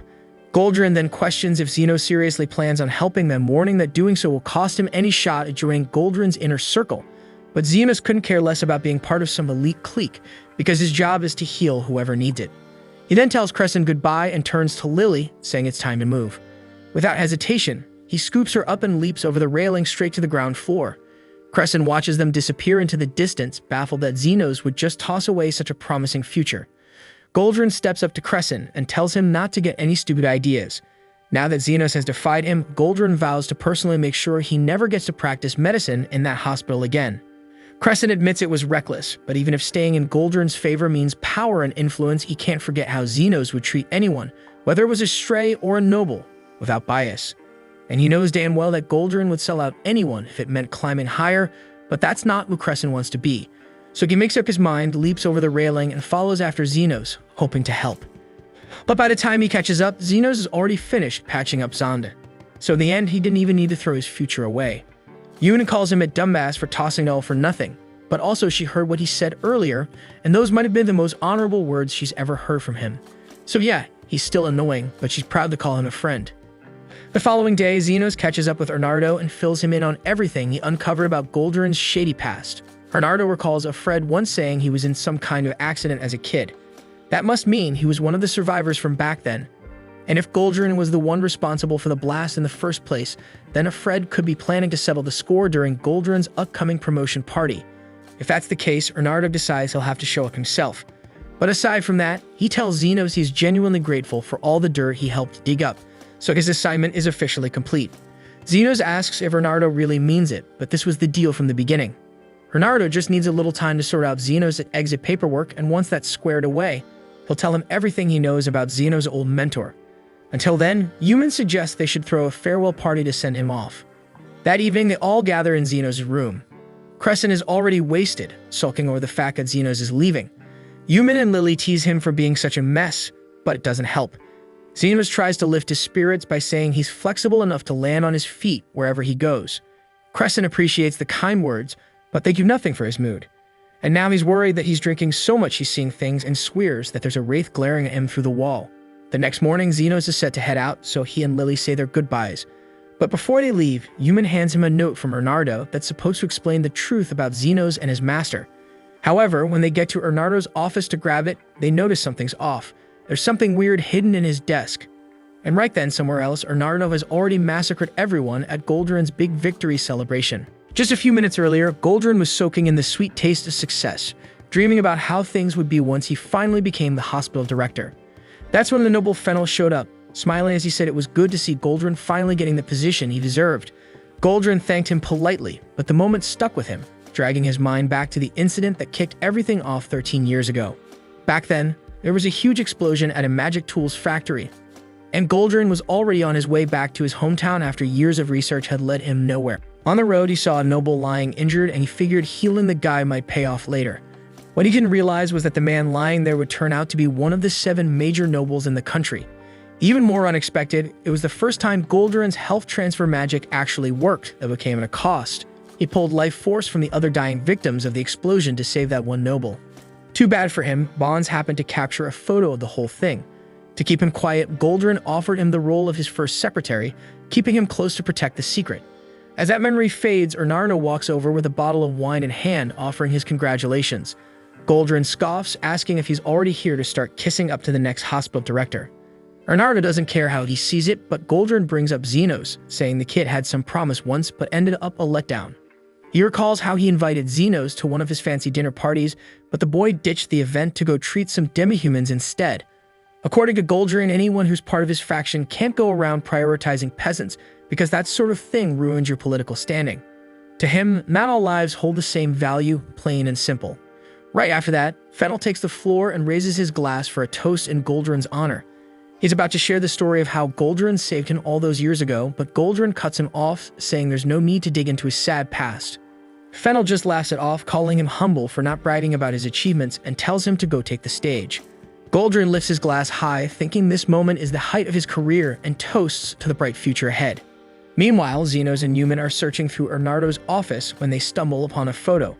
In it, they clearly see Goldrin stealing the life force of others to heal Fennel. Yumin immediately spots a young Fred in the picture, and now she's convinced that he's out for revenge. But what really stuns her is the sight of a woman in the photo, someone whose face leaves her completely shaken. Back at the party, Goldrin suddenly snaps awake after being knocked out cold. Blood's dripping from his mouth, and he's confused as hell, trying to figure out what's going on.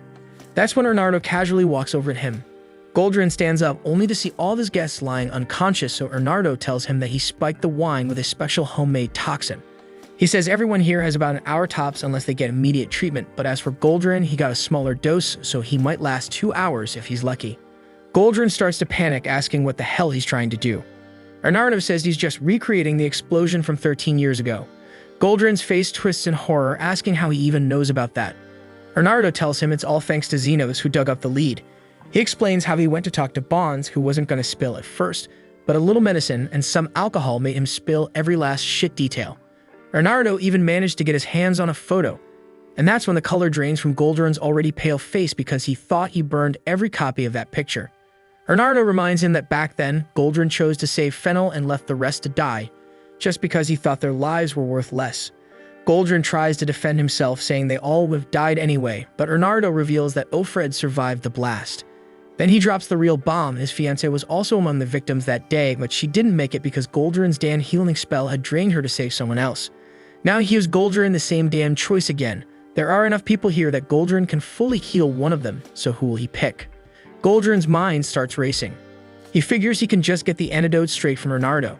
But then Ernardo stuns him by drinking the poison wine himself, putting his life on the line too. If Goldrin thinks Ernardo's got the antidote, he'd have to save him first. But Goldrin doesn't buy it. He doesn't trust Ernardo, not even for a second. So he makes his move and he starts draining the life force from the others to heal himself first, planning to treat Fennel afterward, because that's the most useful play. Ernardo watches in disgust and tells him that his own life force is stronger than theirs. If he really cared, he could save more people by sacrificing himself. Goldrin just laughs that off and says his life is worth more than any of theirs. That's the final straw for Ernardo, but before he can do anything, the poison finally starts hitting him hard. Right then, Xenos, Yumin, and Crescent come running in, and they freeze the moment they see the wrecked hall. Ernardo asks what the hell they're doing there, and Yumin tells him she found the photo in his drawer with his fiancée in it, so she rushed over, terrified he'd do something reckless. Xenos then starts scanning the scene and realizes that everyone's been poisoned, and Ernardo begins recounting what happened. He says that 13 years ago, he and his fiancée were just a couple of rookie healers full of dreams. But when the explosion happened, he was told she died in it, and that crushed him. So he tried moving past her death by throwing himself into his work. But then a Fred showed up at one of Goldrin's parties and told him the truth. She didn't die in the explosion. Goldrin stole her life to save Fennel, and that makes him so damn angry. Bernardo says that Fred vanished right after dropping that bomb, and without any solid proof, there was nothing he could do. That's why he hired Xenos to help dig up the truth and maybe find a Fred again. Human tells him that what he did was still wrong, and before Bernardo can answer, Crescent suddenly snaps. He yells that he'd probably go nuts too if he lost someone he loved. Not that he's got anyone, but poisoning a bunch of random guests just ain't it. He screams that Bernardo's a healer, so how the hell could he even think about hurting people like this? Xenos gently pats him on the back and says he'll take it from here. He brings up the question Bernardo asked him once about which coin he'd pick up if he dropped a gold, silver, and bronze coin. And now Xenos finally gives his answer. He says he picked them all up because he grew up with nothing. And just like that, he's going to try and save everyone here, no matter their worth. Bernardo panics, telling him there's nothing to gain from that. Xenos agrees that he won't gain a thing. But if this goes public, Bernardo's going down as a murderer, and Human will be dragged down with him. Human's eyes well up, asking if he's really doing this for her. Xenos nods and says that it's his way of paying her back for that farewell party, because it was the first time in his life someone was actually sad to see him leave. Bernardo warns him again. Healing won't cure the poison, but Xenos just says there's no time to identify it anyway, so he starts healing all the people at once. Bernardo tells him it won't detoxify the poison, it'll only ease the symptoms. But then he suddenly realizes he's standing in the area of Xenos' basic healing spell, and it finally clicks what Xenos is trying to do. Xenos explains that most toxins naturally leave the body over time if the person doesn't die first. And what he's doing is helping everyone's body hang in there long enough to fight the poison off, so it's just a matter of whether his healing outlasts the poison. Human and Crescent step up to help too, and Xenos tells them to stick with the ones who look the weakest. Bernardo watches in disbelief because the basic heal spell isn't even supposed to last this long. But Xenos just shrugs and says he wouldn't know because he never had a formal education to learn the limits. That hits Bernardo and he starts opening up. He talks about his fiancée, how she became a healer just to save lives. She was the most decent, selfless person he ever met. And then there's Goldrin, the exact opposite. Bernardo says he just couldn't sit back and watch someone like that become director. That's why he snapped. But now looking at all this, he regrets everything. He thanks Xenos for pulling him back before he turned into something even worse, and Xenos tells him sure he can thank him with a bonus, because healing this many people sure as hell ain't easy. Soon, all the guests start waking up one by one. The poison's finally out of their systems. But Goldrin's still lying there, pale and twitching, and he starts yelling at Xenos to heal him too. Xenos calmly tells him he doesn't take orders, especially not from someone like him. Goldrin grits his teeth but can't do anything, so he tells the healers from his own faction to help him instead. But then the memory hits them how he tried to drain their life force while they were unconscious, and none of them move, and they straight up refuse. Xenos looks down at him and says he's still willing to do it for the right price. He scribbles down a number with more zeros than mistresses in his sorry life, and the old man flips out, saying that's robbery for a simple heal. Xenos shrugs again, saying that he can just die. So Goldrin panics and agrees on the spot, but before Xenos casts anything on this jerk, Fennel walks in. He tells Goldrin that they'll be having a very detailed talk later, and finally hits him that he's about to lose everything. Not long after, Bernardo gets locked up, and Xenos and Human come by to visit him. Bernardo, still acting like his usual cheerful idiot self, seems surprised they managed to get permission to see him this fast. Xenos tells him it's thanks to a few contacts he has in the Royal Guard. And right then, Krishna shows up, claiming Xenos is just using this visit as an excuse to see her. Xenos doesn't even bother arguing and just lets her stay in her fantasy bubble before turning back to Bernardo, because he's got questions. Human jumps in first, asking if he really did poison the guests at the party, but Bernardo casually says he technically didn't.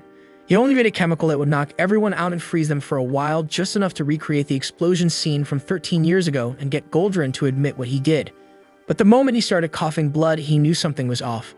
He swears he didn't mess up the formula, and that's when it hit him someone else had poisoned the wine too. He figures Alfred was the one behind it, probably hiding among the collapsed guests, just watching it all unfold. Human lights up at the thought that Bernardo's actually innocent, but he shakes his head. Even after realizing the poison was real, he was still willing to let everyone die if it meant getting revenge. Krishna, thinking things over, says that with the proof they've got and considering Bernardo's friends with Xenos, she'll pull some strings to get him released soon. Human gladly asks her to do that, and they wrap it up. Right before they leave, Bernardo stops Xenos and tells him to be careful. He's sure it's nearly impossible for Alfred to have survived after Goldrin drained his life force, which means he might not even be human anymore. Bernardo believes Alfred's not just after revenge, his goals are darker, and since Xenos ruined his little show, he might be the next target. But Xenos just shrugs it off and says he doesn't give a damn. If Alfred wants to come after him, he'll hit him with one hell of a bill for all the trouble. And with that, he heads home to his chaotic, unwanted harem and gets back to doing what he does best, being the underground healer who will treat anyone or anything for the right price. Somewhere else in the kingdom, we finally see the one pulling the strings, and it's the damn guide. He's taken over Alfred's body and looks seriously disappointed that his entire plan just went straight to hell.